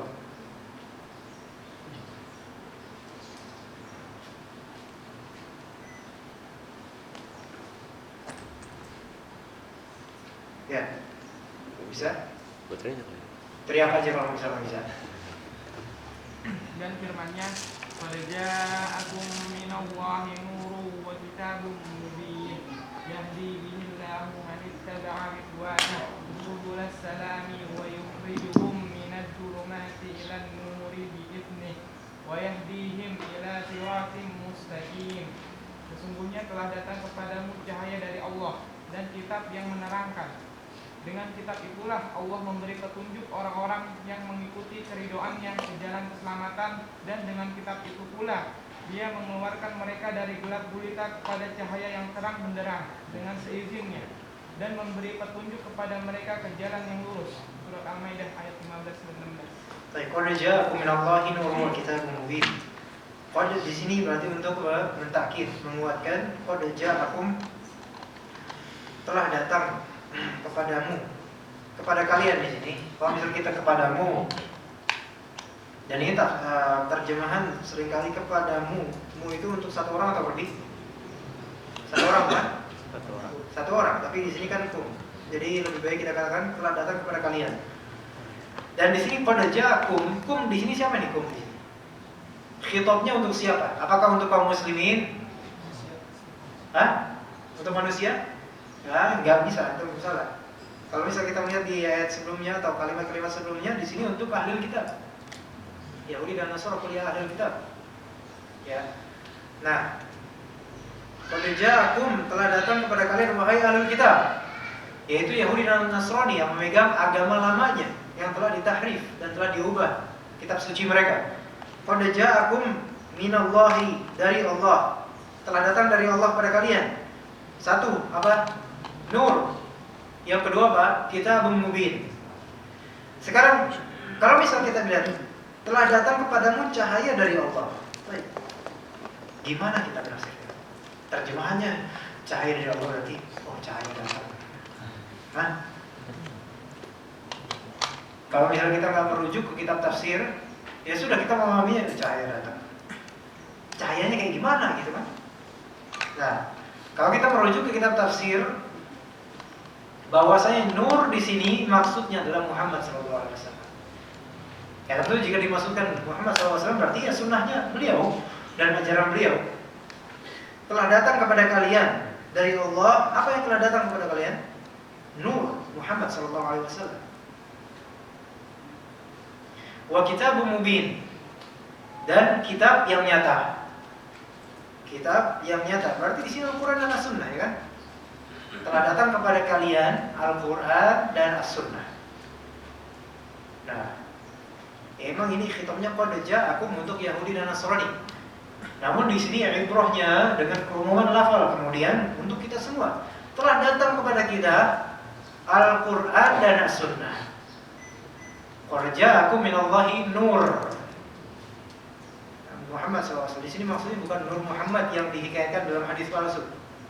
Bahwasanya yang pertama diciptakan adalah Nur Muhammad, ini hadis palsu.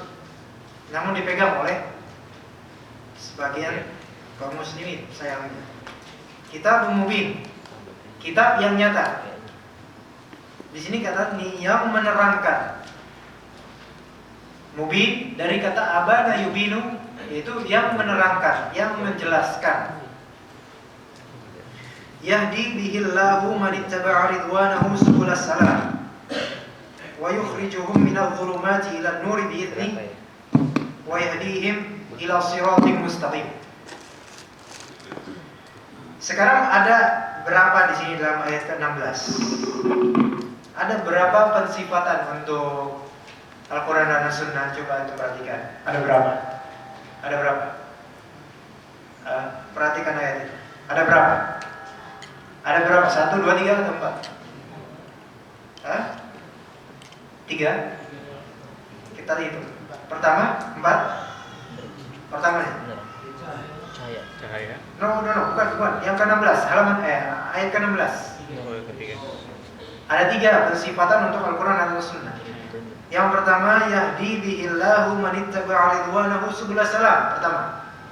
Kedua, yukhrijuhum minadh dhulumati ila an-nuri bi'idhnihi. Yang ketiga, yahdihim ila siratim mustaqim. 3. Ya. Yang pertama, yahdi bihillahu man ittaba'a ridwanahu subulas salam. Yahdi, memberi petunjuk. Bihi, dengannya. Hi di sini kembali ke siapa? Al-Quran, As-Sunnahnya kan? Nur itu dalam bahasa Arab muzakkar atau muannats? Muzakkar atau muannats? Muzakkar. Kenapa muzakkar? Karena saudara saya namanya Nur.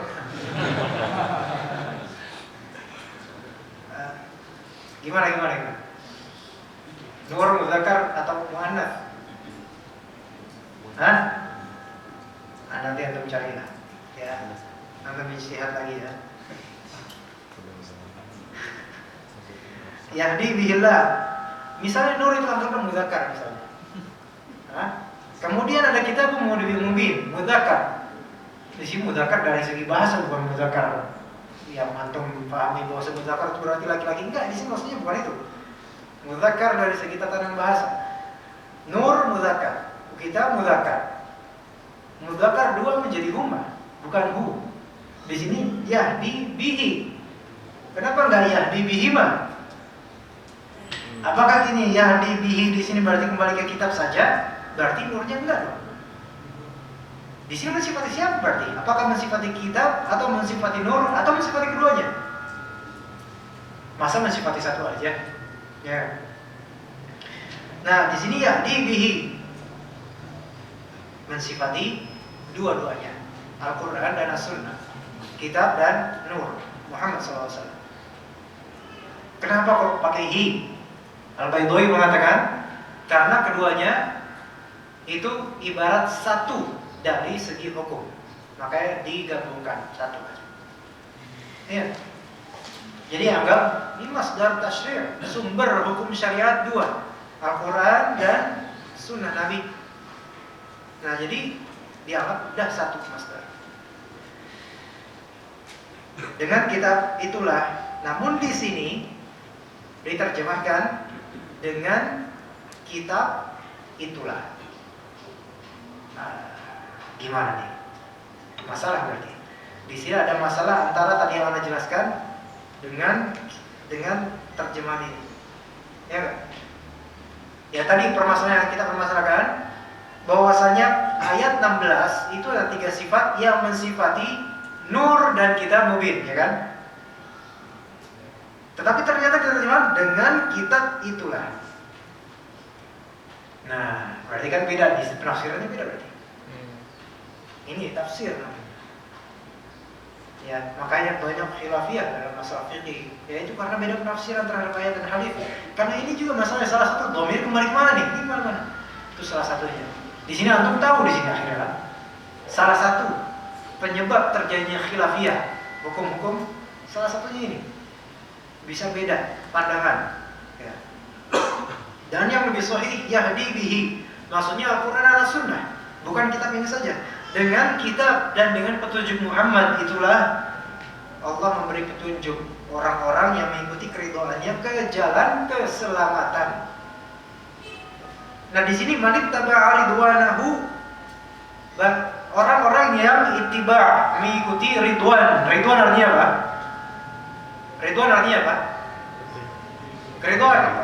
Keridwan. Ridwanahu kembali siapa? Ke Allah Subhanahu wa taala. Nah, di sini bagaimana kita mengartikan mengikuti keridhaan?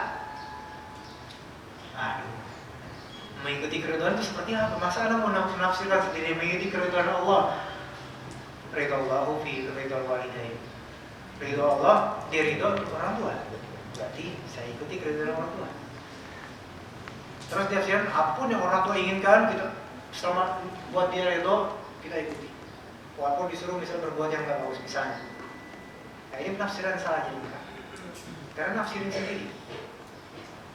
Dalam tafsir Al-Baghawi dikatakan bahwa Ibnu Abbas menafsirkan ini ittiba' ridwanullah artinya adalah bertauhid.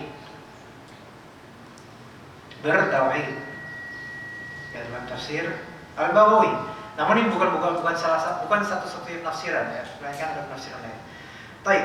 Jadi kita pahami dengan kitab itulah Allah memberi petunjuk orang-orang yang bertauhid ke jalan keselamatan. Perhatikan, ke jalan keselamatan. Perhatikan kalimat atau frase subul as-salam. Ayat ini dengan kitab Subul Salam lebih dulu mana? Ayat ini. Ya, justru kitab mengikuti ini. Subul Salam. Apa arti Subul Salam? Jalan keselamatan. Jalan-jalan keselamatan. Itu secara makna bahasa. Ya. Baik. Bagaimana penafsirannya? Di sini ada dua penafsiran sebenarnya. Ada dua penafsiran. At-Tabari mengungkap dua penafsiran tersebut dalam tafsirnya. Subul Salam. Subul artinya jalan-jalan. Baik. Subul ini bentuk plural atau singular? Jamak. Jamak ya. Berarti plural atau singular? Plural. Alhamdulillah. Enggak gaptek banget ya. Nah, berarti jamak kan? Baik. Apa hikmahnya? Kita artikan di sini salam sebagai keselamatan. Baik, keselamatan. Oke. Jalan. Jalan-jalan menuju keselamatan. Berarti jalan-jalan menuju keselamatan banyak atau sedikit? Nah, sekarang menafsirkannya gimana? Orang Nasrani bisa, jalan-jalan menuju keselamatan. Ya kan? Saya punya jalan, I have my own way, you have your own way.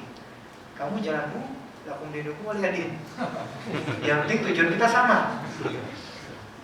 Gimana nafsirnya? Bahaya kan? Kalau misalnya kita nggak tahu apa-apa.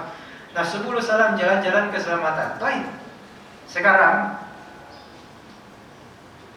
penafsiran lain as-salam di sini. Ada penafsiran dikaitkan oleh At-Tabari dan juga oleh Al-Baydawi dan yang lainnya.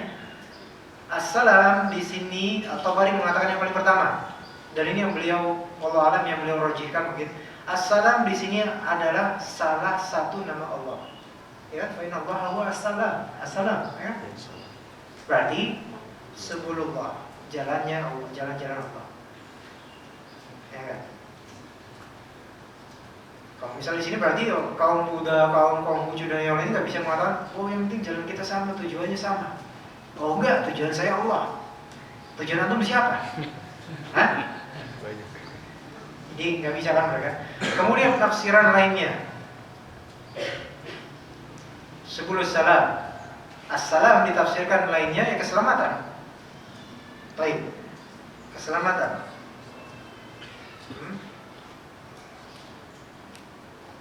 Keselamatan, ya. Baik, keselamatan. Keselamatan ini global, apa? Mujmal, keselamatan keimanan kan. Baik, ada penafsiran lain. Al-Baydawi mengatakan penafsiran lainnya adalah Darussalam. Subulu dari salam maksudnya. Tapi mudhofnya dihilangkan, darnya dihilangkan. Darussalam itu apa? Nama negara bukan? Surga. Jalan-jalan menuju surga. Baik, surganya kita namakan Darussalam. Nah, Darussalam rumah keselamatan, surga ya. Nah, jadi di sini banyak penafsiran menuju ke jalan-jalan Allah Subhanahu wa taala atau jalan-jalan menuju ke Allah Subhanahu wa taala, ke surga, itu penafsirannya beragam. Namun sebenarnya ini semua maknanya sepakat, maknanya sama. Ya. Tapi penafsiran kalau misalnya kita tafsirkan begitu saja, mereka akan mengklaim bahwasanya mereka juga sama ingin ke surga. Ya kan? Orang Buddha, saya ingin ke surga, jalan-jalan ke surga, jalan saya, jalan kamu. Kita sama-sama lah, nggak usah saling hargai lah, ya kan? Tapi dia bilang, oh nggak bisa. At-Tabari mengatakan bahwasanya, At-Tabari mengatakan siapa? At-Tabari gitu kata mereka kan? At-Tabari mengatakan bahwasanya as-salam di sini Allah, jalan-jalan Allah, Tuhan itu siapa? Jadi ente jangan memahami ini sesuai dengan pemahaman antum, pemahaman ente. Ya, jalan-jalan Allah, Allah Tuhan ada, Tuhan ente bukan. Siapa Tuhan ente? Allah alam, nggak tahu. Ya. Baik, kita teruskan aja. Wa yukhrijuhum minadh-dhulumati ila nuri bi'idnihi. Dan yukhrijuhum, mengeluarkan mereka.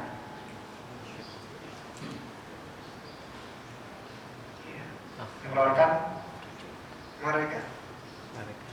Ada pertanyaan di sini atau saya nanya? Saya nanya. Hum di sini kembali ke siapa? Ya mereka, iya mereka. Mereka ini siapa? Siapa mereka? Sementara dari awal qad ja'akum, sesungguhnya telah datang kepada kalian. Kok malah ke mereka? Ya, silakan. Kalau kita Manita ridwanahu, satu pendapat antum ahlu kita. Nah, pendapat antum salah di sini. Tidak berdasarkan dalil ya. Ahsan tuh. Di sini manita ridwanahu. Di sini yang wa yukhriju man ittaba'a ridwanahu minadh-dhulumati ila nur. Yaitu mengeluarkan mereka yang mengikuti keridhaannya itu bertauhid dari kezaliman, kegelapan menuju ke cahaya. Bi'idnihi, dengan izinnya. Ada Allah Subhanahu wa taala di sini mengatakan bi'idnihi, dengan tambahan bi'idnihi, menunjukkan bahwa hidayah, taufik dan segalanya itu dengan izin Allah. Ya. Misalnya, walaupun seseorang dihadapkan padanya Al-Quran, As-Sunnah, dia belajar benar-benar. Kalau misalnya Allah tidak mengizinkan baginya keluar dari kegelapan dirinya, ya nggak bisa.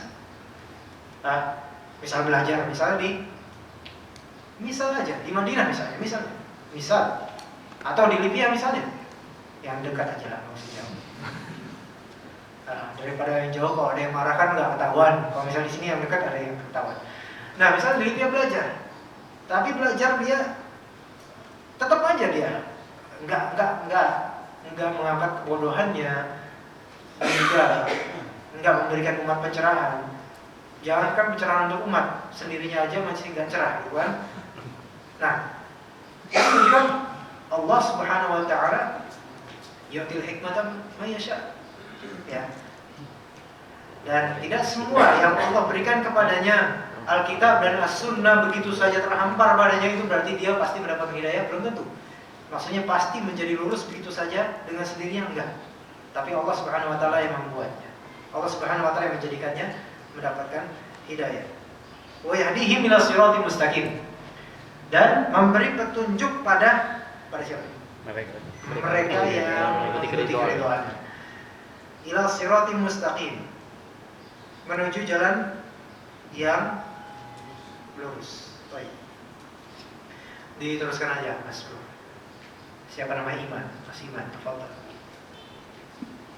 Juga mempertimbangkan kuatnya motivasi kaum muslimin saat ini yang ingin mempelajari kitabullah, sekaligus memahami dan mengamalkannya. Motivasi yang telah hilang dari mereka sejak beberapa abad, di mana Al-Quran hanya dibaca buat orang-orang yang mati dan bukan untuk mereka yang masih hidup. Kala itu menafsirkan Al-Quran dinilai sebagai kesalahan dan dosa, karena pada saat itu populer di kalangan kaum muslimin satu pemeo yang mengatakan bahwa menafsirkan Al-Quran kebenarannya adalah salah dan kesalahannya adalah kufur. Oke, juga mempertimbangkan kuatnya motivasi.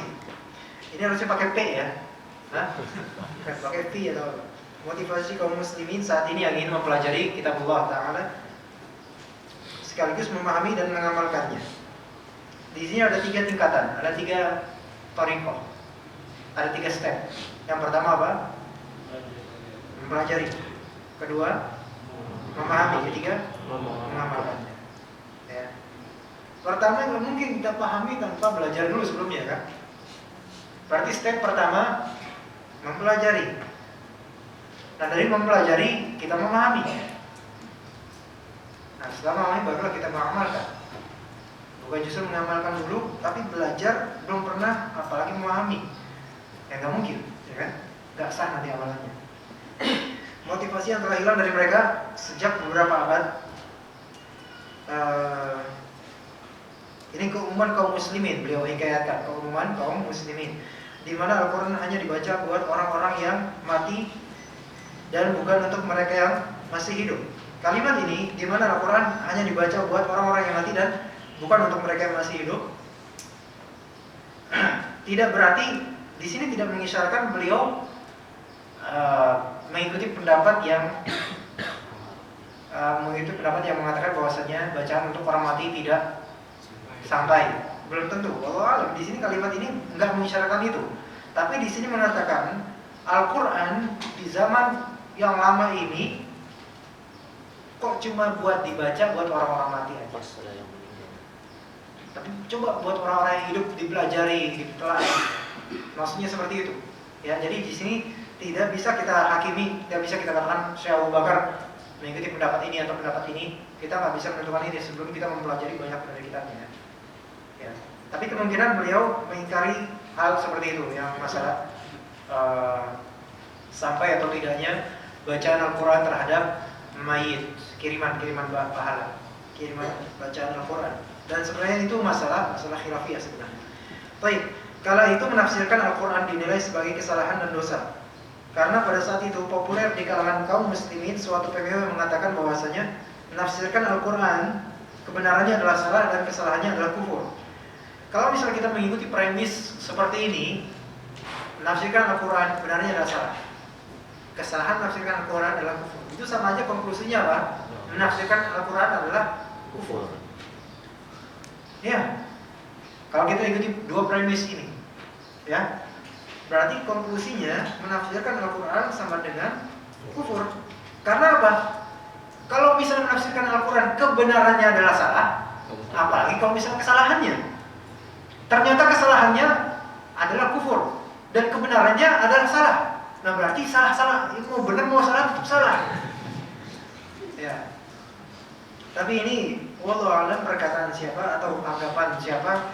Ya, tapi alhamdulillah saat ini alhamdulillah Al-Quran mudah-mudahan tidak dianggap seperti pada masa lalu kaum muslimin. Sekarang insyaallah Al-Quran lebih diperhatikan lagi, terutama kajian-kajian tafsir mudah-mudahan lebih diperbanyak di berbagai kota.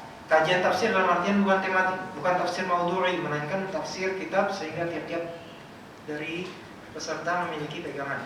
Karena itu ada seorang tafadhol. Teruskan. Karena itu ada seorang qari yang membaca ayat wa annal masajida lillahi fala tad'u ma'allahi ahada. Dan sesungguhnya masjid-masjid itu adalah kepunyaan Allah, maka janganlah kamu menyembah seorang pun di dalamnya di samping menyembah Allah. Surat Al-Jin ayat 18. Sementara orang-orang mengelilingi pusara seorang wali yang dikuburkan di suatu sudut masjid. Mereka memohon berdoa kepadanya dengan suara yang keras. Ya Sayyidi, ya Sayyidi, si fulan dan si fulan. Tetapi tak seorang pun berani berkata, saudara-saudara, janganlah kalian berdoa kepada Sayyid ini, karena Allah Ta'ala berfirman, wa annal masajida lillahi fala tad'u ma'allahi ahada. Dan sesungguhnya masjid-masjid itu adalah kepunyaan Allah, maka janganlah kamu menyembah seorang pun di dalamnya di samping menyembah Allah. Surat Al-Jin ayat 18. Dan ada seorang qari yang membaca ayat Allah, wa man lam yahkum bima anzalallahu faulaika humul kafirun. Barang siapa yang tidak memutuskan menurut apa yang diturunkan Allah, maka mereka itu adalah orang-orang yang kafir. Surat Al-Maidah ayat 44. Dan didengar oleh siapapun yang hadir di situ, tetapi tak terbesit di dalam batinnya bahwa ayat ini menyatakan kekafiran bagi siapapun yang tidak berhukum kepada wahyu yang diturunkan oleh Allah Ta'ala. Sementara mayoritas kaum muslimin terjerumus ke dalam kekufuran ini karena mereka tidak mau berhukum kepada syariat Islam dan beralih menggunakan hukum perundang-undangan yang dimodifikasi dari sistem perundang-undangan Barat dan Timur. Baik, untuk masalah yang dan seorang qori atau yang masalah sebelumnya itu insyaallah clear, itu yang juga terjadi di tanah kita. Dan ada seorang qori yang membaca ayat Allah, "Wa man lam yahkum bima anzalallahu fa ulaika humul kafirun." Barang siapa yang tidak memutuskan atau berhukum dan menurut apa yang sesuai dengan yang diturunkan Allah, maka mereka itu adalah orang-orang yang kafir. Dalam surat Al-Maidah ini ada tiga ayat yang berkaitan dengan ini, dengan pensifatan zalimun dan juga fasikun. Jadi tidak hanya kafirun saja pensifatannya. Nah di sini dan didengar oleh siapapun yang hadir di situ, tapi tak terbesit di dalam batinnya bahwa ayat ini menyatakan kekafiran bagi siapapun yang tidak berhukum kepada wahyu yang diturunkan oleh Allah Subhanahu wa taala. Di sini beliau memutlakan seperti itu, sementara sebenarnya hal seperti ini adalah hal yang tidak mudah untuk memutlakan pada kaum muslimin, melainkan perlu perincian, ya. Sementara mayoritas kaum muslimin terjerumus ke dalam kekufuran ini. Jangan sampai kalimat ini, mudah-mudahan semoga kalimat ini bukan kalimat yang mengkafirkan mayoritas kaum muslimin terjerumus ke dalam kekufuran ini. Nah ini tidak bisa dikatakan benar begitu saja, karena kalau misalnya kita menyetujui kalimat ini sama saja kita mengkafirkan mayoritas kaum muslimin. Sementara mayoritas kaum muslimin awam, keumuman, dan mereka mudah-mudahan sebagian dari mereka bisa diberi uzur dan perlu kita dakwahkan berkali-kali.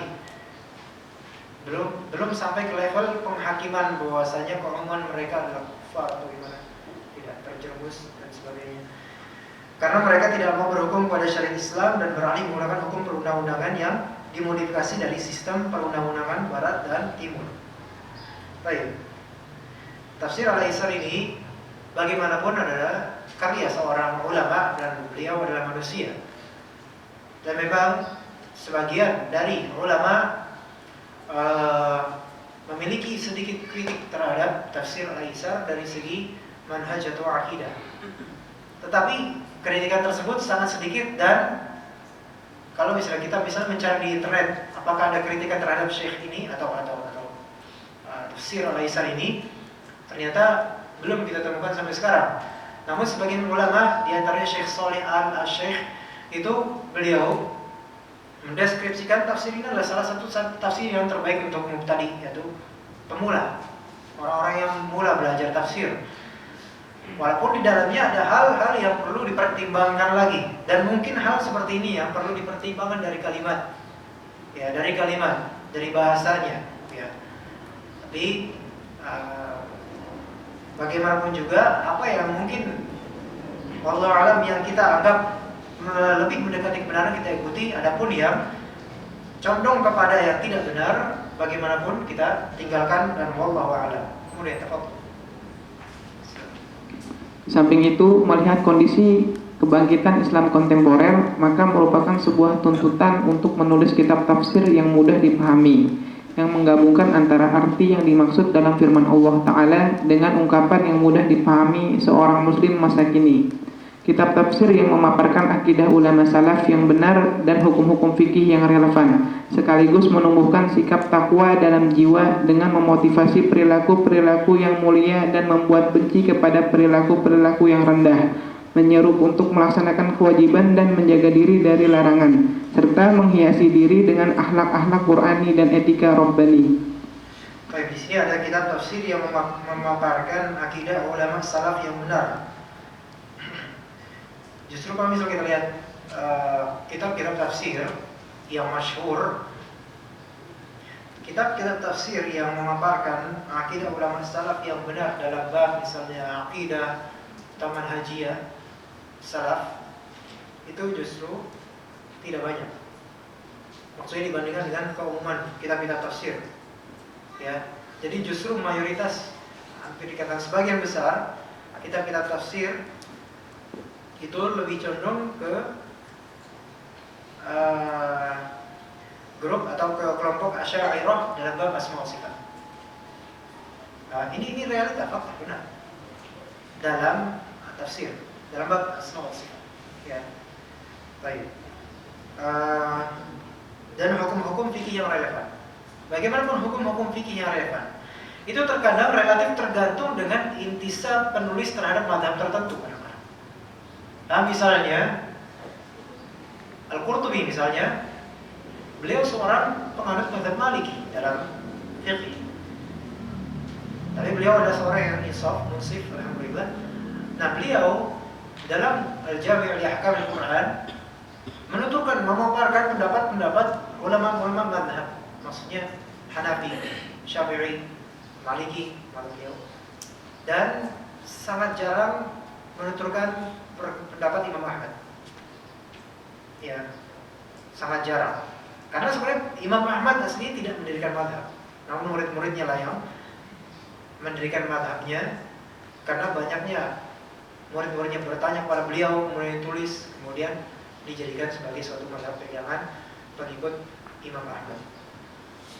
Nah, misalnya Imam Al-Qurtubi, beliau hampir atau kebanyakan dari perselisihan pendapat dalam bab fikih dan tafsirnya itu mengunggulkan pendapat Malik, mazhab Malik. Kemudian baru mazhab Syafi'i, kemudian baru mazhab Hanafi. Dan Allah alam untuk mazhab Ahmad di tafsir Al-Qurtubi kurang. Ya. Begitu juga dengan kitab Bidayatul Mujtahid. Kalau bisa kita lihat, karya Ibnu Rushd, Al-Maliki juga beliau. Tapi beda, bahwa kitab Bidayatul Mujtahid beda ya. Kitab Bidayatul Mujtahid itu pure kitab fikih perbandingan. Kalau Al-Jami' li Ahkam Al-Quran itu kitab tafsir sekaligus bahasa sekaligus fikih. Kalau kitab Bidayatul Mujtahid karya Ibnu Rushd, beliau juga jarang menampilkan pendapat Imam Ahmad. Jarang sekali. Apalagi merajihkan pendapat Imam bukan merajihkan, karena dalam Bidayatul Mujtahid Imam Ibnu Rushd itu tidak merajihkan apa-apa. Melainkan ini perbedaan pendapat, sebabnya begini, dalilnya begini, selesai. Itu terserah antum lah yang membaca yang mana. Itu dalam Bidayatul Mujtahid. Kalau misalnya tafsir Al-Qurtubi, ya beliau merajihkan bagi yang beliau anggap benar, dan mayoritasnya adalah mazhab Maliki. Namun kadang beliau menyelisih mazhab Maliki. Ya. Tidak 100% semua yang mazhab Maliki benar semua, sebagaimana sebagian sebagian penganut mazhab Syafi'iyah masa kini. 100% mazhab Syafi'iyah bulat-bulat ditelan. Padahal sebagiannya mazhab tradisional, bukan mazhab Syafi'iyah. Baik. Kemudian di sini yang paling terakhir, serta menghiasi diri dengan akhlak-akhlak Qur'ani dan etika robbani. Apa arti robbani? Robbani itu dinisbatkan imam kepada Rob, imam kepada tarbiyah. Rob itu kan artinya pemelihara secara bahasa, ya. Makanya Rob, sifat Allah atau nama Allah Rob. Rob itu diartikan Al-Khaliq atau Al-Mudabbir. Bisa juga diartikan Al-Malik. Itu secara bahasa itu semuanya mengartikan itu.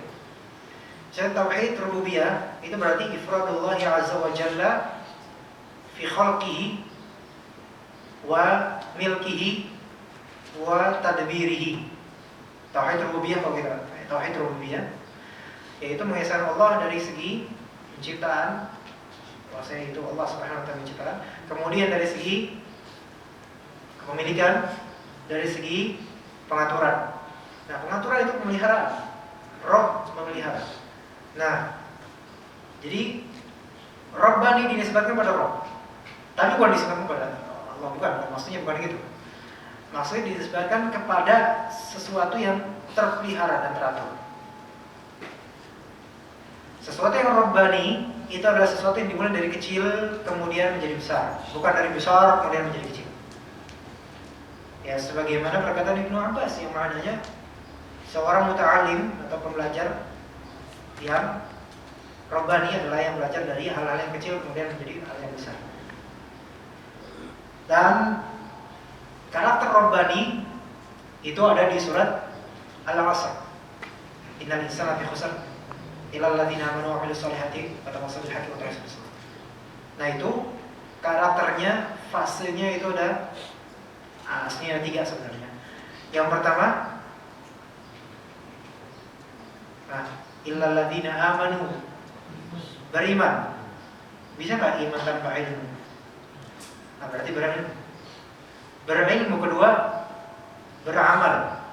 Ketiga, tawasaw bil haqq, berarti menyampaikan.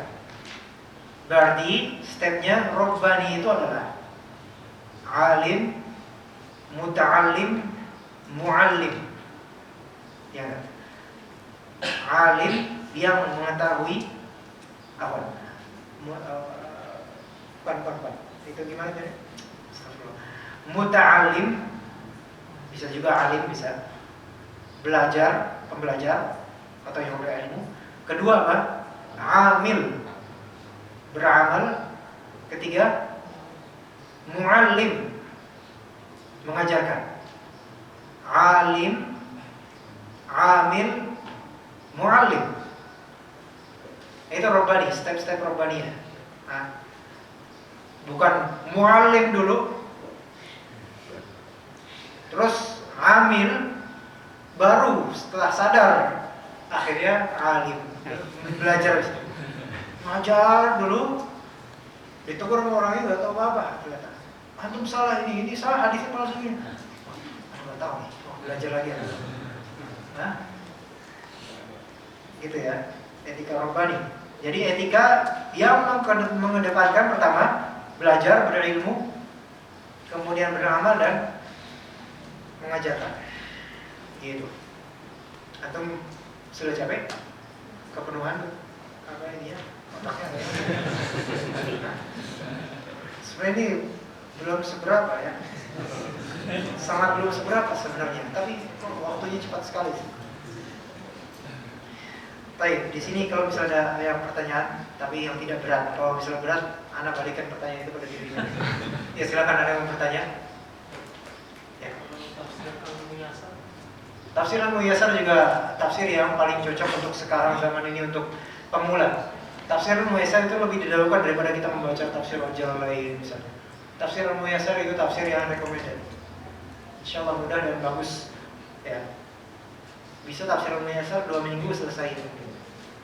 2 minggu selesai. Silakan, ada lagi yang mau tanya? Ya, Mas Midwan.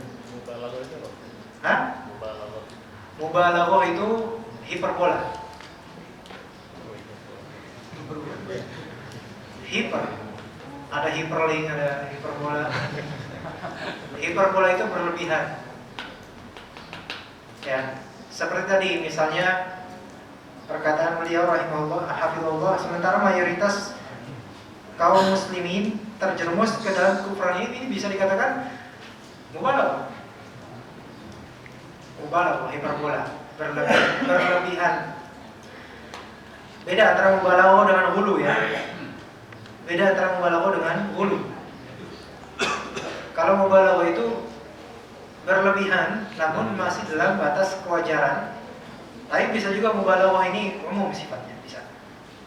Hulu itu pasti negatif. Ya, pasti negatif dari sisi apa? Itu hulu. Baik itu hulu fiddin terutama atau hulu fi biasanya. Jadi mubalaghah itu umum. Ya. Di dalam mubalaghah itu bisa ada hulu, bisa juga enggak. Begitu Allah. Ada lagi? Tapi jadi ikhwan yang misalnya belum dapat buku karena mungkin nomor urutnya di atas 60 atau di atas 61, kalau misalnya mau mendapatkan kitabnya mungkin bisa meminta, kalau masih ada sisa ya. Enggak tahu ada nanti. Masih ada. Ya bagi yang mungkin yang belum daftar atau baru datang yang mau mendapatkan kitabnya, silakan di luar mendaftar kembali, kemudian tanda tangan dan ada perjanjiannya. Namun perjanjian tersebut tidak menjadikan, maksud dari kami agar antum konsisten di sini bukan berarti antum sakit atau ada yang wafat kemudian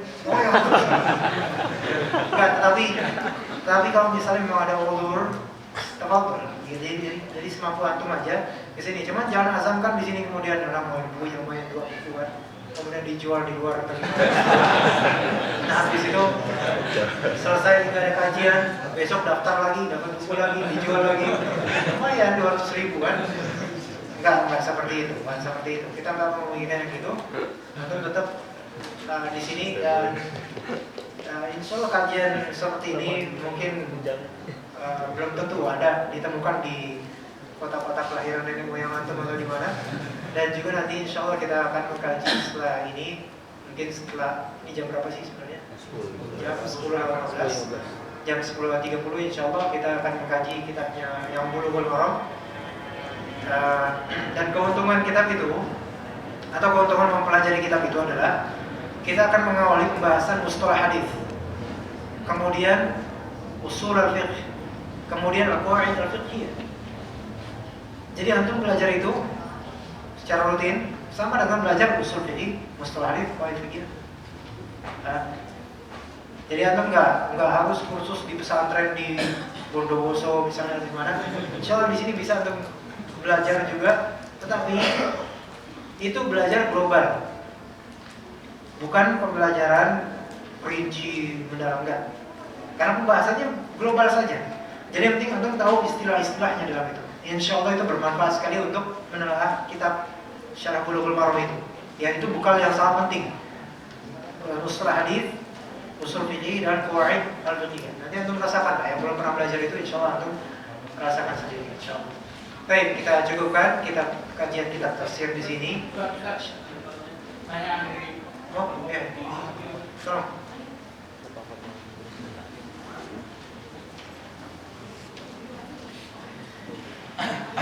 Kalau misalnya ada yang tidak bisa saya jawab, insya Allah jadi PR buat saya. Tapi kalau misalnya saya tidak mau jawab, ya udah. Jangan tanya kalau gitu. Mengapa fikih selalu dikorelasikan kepada hadis?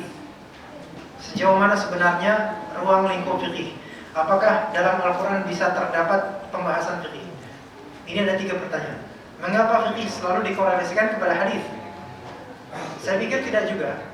Fikih itu base-nya adalah Al-Quran dan Sunnah.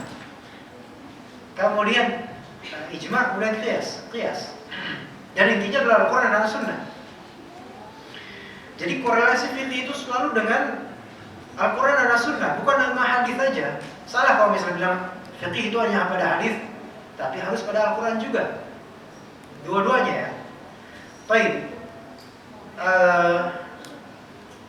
Malah justru kalau misalnya kita lihat bukan fikih dan hadisnya, melainkan ahli fikih dan ahli hadisnya, itu seringkali bertentangan.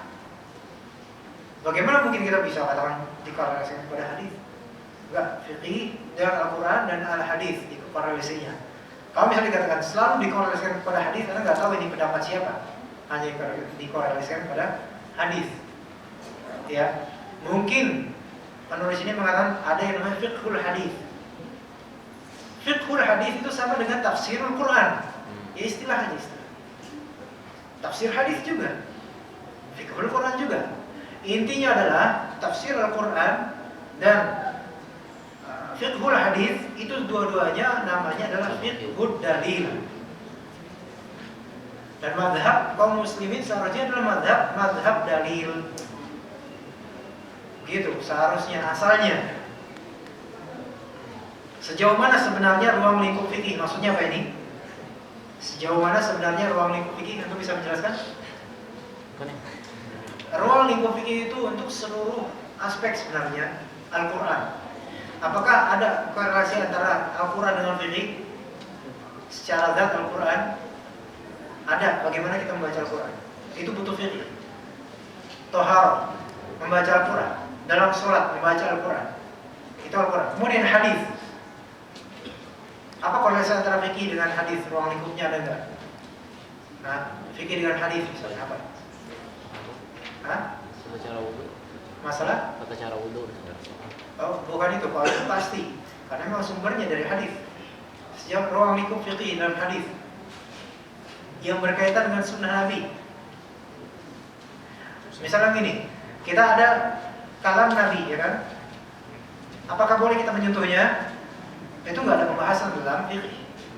Nggak ada pembahasan dalam fikih. Beda dengan dalam ayat Al-Quran, ada pembahasannya. Misalnya dalam kitab tafsir ini kitab mushaf, bukan yang kita harus berwudu. Bagi orang yang mengatakan memegang pendapat bahwa saya megang mushaf harus dengan wudu, harus suci. Ini mushaf bukan? Bukan. Tetapi dalamnya terdapat ayat-ayat. Nah, sebagian ulama yang mengharamkan memegang mushaf kecuali setelah suci, itu tidak boleh bagi mereka, sebagian mereka tidak boleh memegang ayat-ayat ini dengan jemari. Itu ayat. Kalau hadis nggak masalah. Hadis nggak masalah. Nah, korelasi antara fikih dengan Al-Quran dan hadis itu mayoritasnya ada di apakah Al-Quran dan Sunnah itu semuanya adalah dalil. Al-Quran pasti qat'i tsubut gitu kan. Adapun hadis, nah hadis ini kan ada yang dhaif, ada yang palsu, ada yang sahih, ada yang hasan dan sebagainya. Apakah Al-Quran atau dalam Al-Quran bisa terdapat pembahasan fikih? Bukan bisa lagi. Bagaimanapun Al-Quran sumber hukum syar'i, dan hukum syar'i itu berkaitan dengan fikih. Sehingga Al-Quran pasti di dalamnya terdapat bahasan fikih yang tidak terhitung, walaupun sebagian ulama menghitungnya. Ya, kita berwudu juga dari Al-Quran ada, dan juga membaca Al-Quran, atau misalnya imam membaca Al-Fatihah di sholat jahriyah, maghrib, isya, subuh atau sholat Id dan lainnya, makmumnya ini membaca Al-Fatihah atau enggak di 2 rakaat pertama, itu fa'idza quri'a Al-Quran fastami'u lahu wa ansitu. Dari kalimat Al-Quran, dari kalimat ayat itu, wa idza quri'a Al-Quran fastami'u lahu wa ansitu, itu juga para ulama mengambil istinbat dari ayat itu menjadi hukum fikih, bahwasanya para makmum cukup mendengarkan dengan ayat itu. Jadi dalam Al-Quran pembahasan fikih banyak. Oleh karena itu Imam Al-Qurtubi, kitabnya namanya Al-Jami' di Ahkamil Quran, ada banyak sekali pembahasan fikih, baik berkenaan dengan Al-Quran atau yang dibahas di ayat. Ya, baik yang berkenaan dengan Al-Quran seperti misalnya memegang mushaf misalnya, atau membaca ta'awudz misalnya. Itu ada hukum fikihnya semuanya. Ya. Pertanyaan, bisa dijelaskan tentang al-zulmat? Bisa, insyaallah. Sebenarnya sudah saya jelaskan sebenarnya. Al-zulmat itu kegelapan-kegelapan. Oke, sekarang masalahnya di sini kita sering mendengar atau membaca minadz zulumati ilan nur. Kenapa zulumat ini jamak plural? Kenapa enggak ila zulmat minadz zulumati ilal anwar? Karena ya kesesatan itu banyak, dengan kebenaran cuma satu. Alhamdulillah. Kesesatan itu beragam, kebenaran itu satu. Kesesatan itu 73. 72. Kebenaran itu satu. Minadz zulumati ilan nur. Itu kesesatan yang di dalam Islam, belum yang berisbat kepada Islam, belum yang di luar Islam. Nah, itu zulumat dengan bentuk jamak plural, menunjukkan bahwasanya kesesatan itu beragam secara zat. Sedangkan kebenaran itu satu sudah. Kebenaran itu tidak berbilang, kebenaran itu tidak pluralis.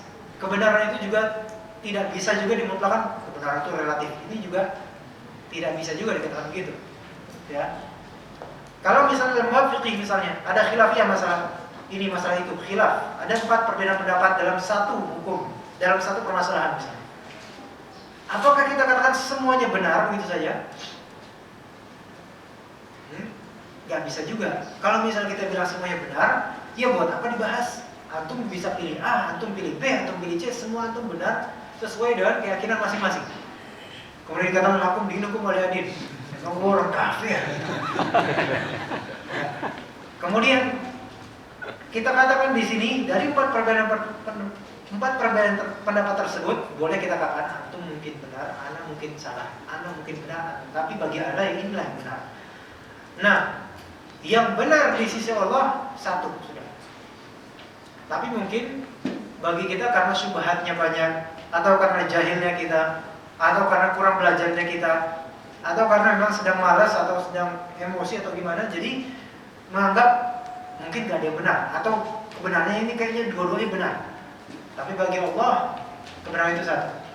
Ya, bagi Allah Subhanahu Wa Taala kebenarannya satu, walaupun pada masalah cabang. pada masalah furu'. Pasti ada salah satu yang dari pendapat berselisih itu pasti ada yang benar. Maksudnya tidak mungkin ada dua bersamaan benar padahal berlawanan. Ya. Wallahu a'lam, itu tentang zulumat. Adapun zulumat, zulm itu juga suatu nama yang mencakup beragam jenis hal yang negatif secara syar'i. Karena ini kita bicara syariat. Zulm itu satu nama yang mencakup segala hal negatif secara syar'i. Tercakup di dalamnya maksiat, tercakup di dalamnya kekufuran, termasuk di dalamnya kesyirikan. Ya. Dan lain-lain. Wallahu a'lam bishawab. Baik, itu kita beri istirahat sekitar 5 menit. Ya, 5 menit. Sekitar segitu. Insyaallah. Sebenarnya mau langsung lanjut ke Bulughul Maram, tapi sepertinya antum capek mendengarkan. Kita cukupkan dulu di sini. Subhanakallahumma wa bihamdika asyhadu an la ilaha illa anta astaghfiruka wa atubu ilaik. Baik, itu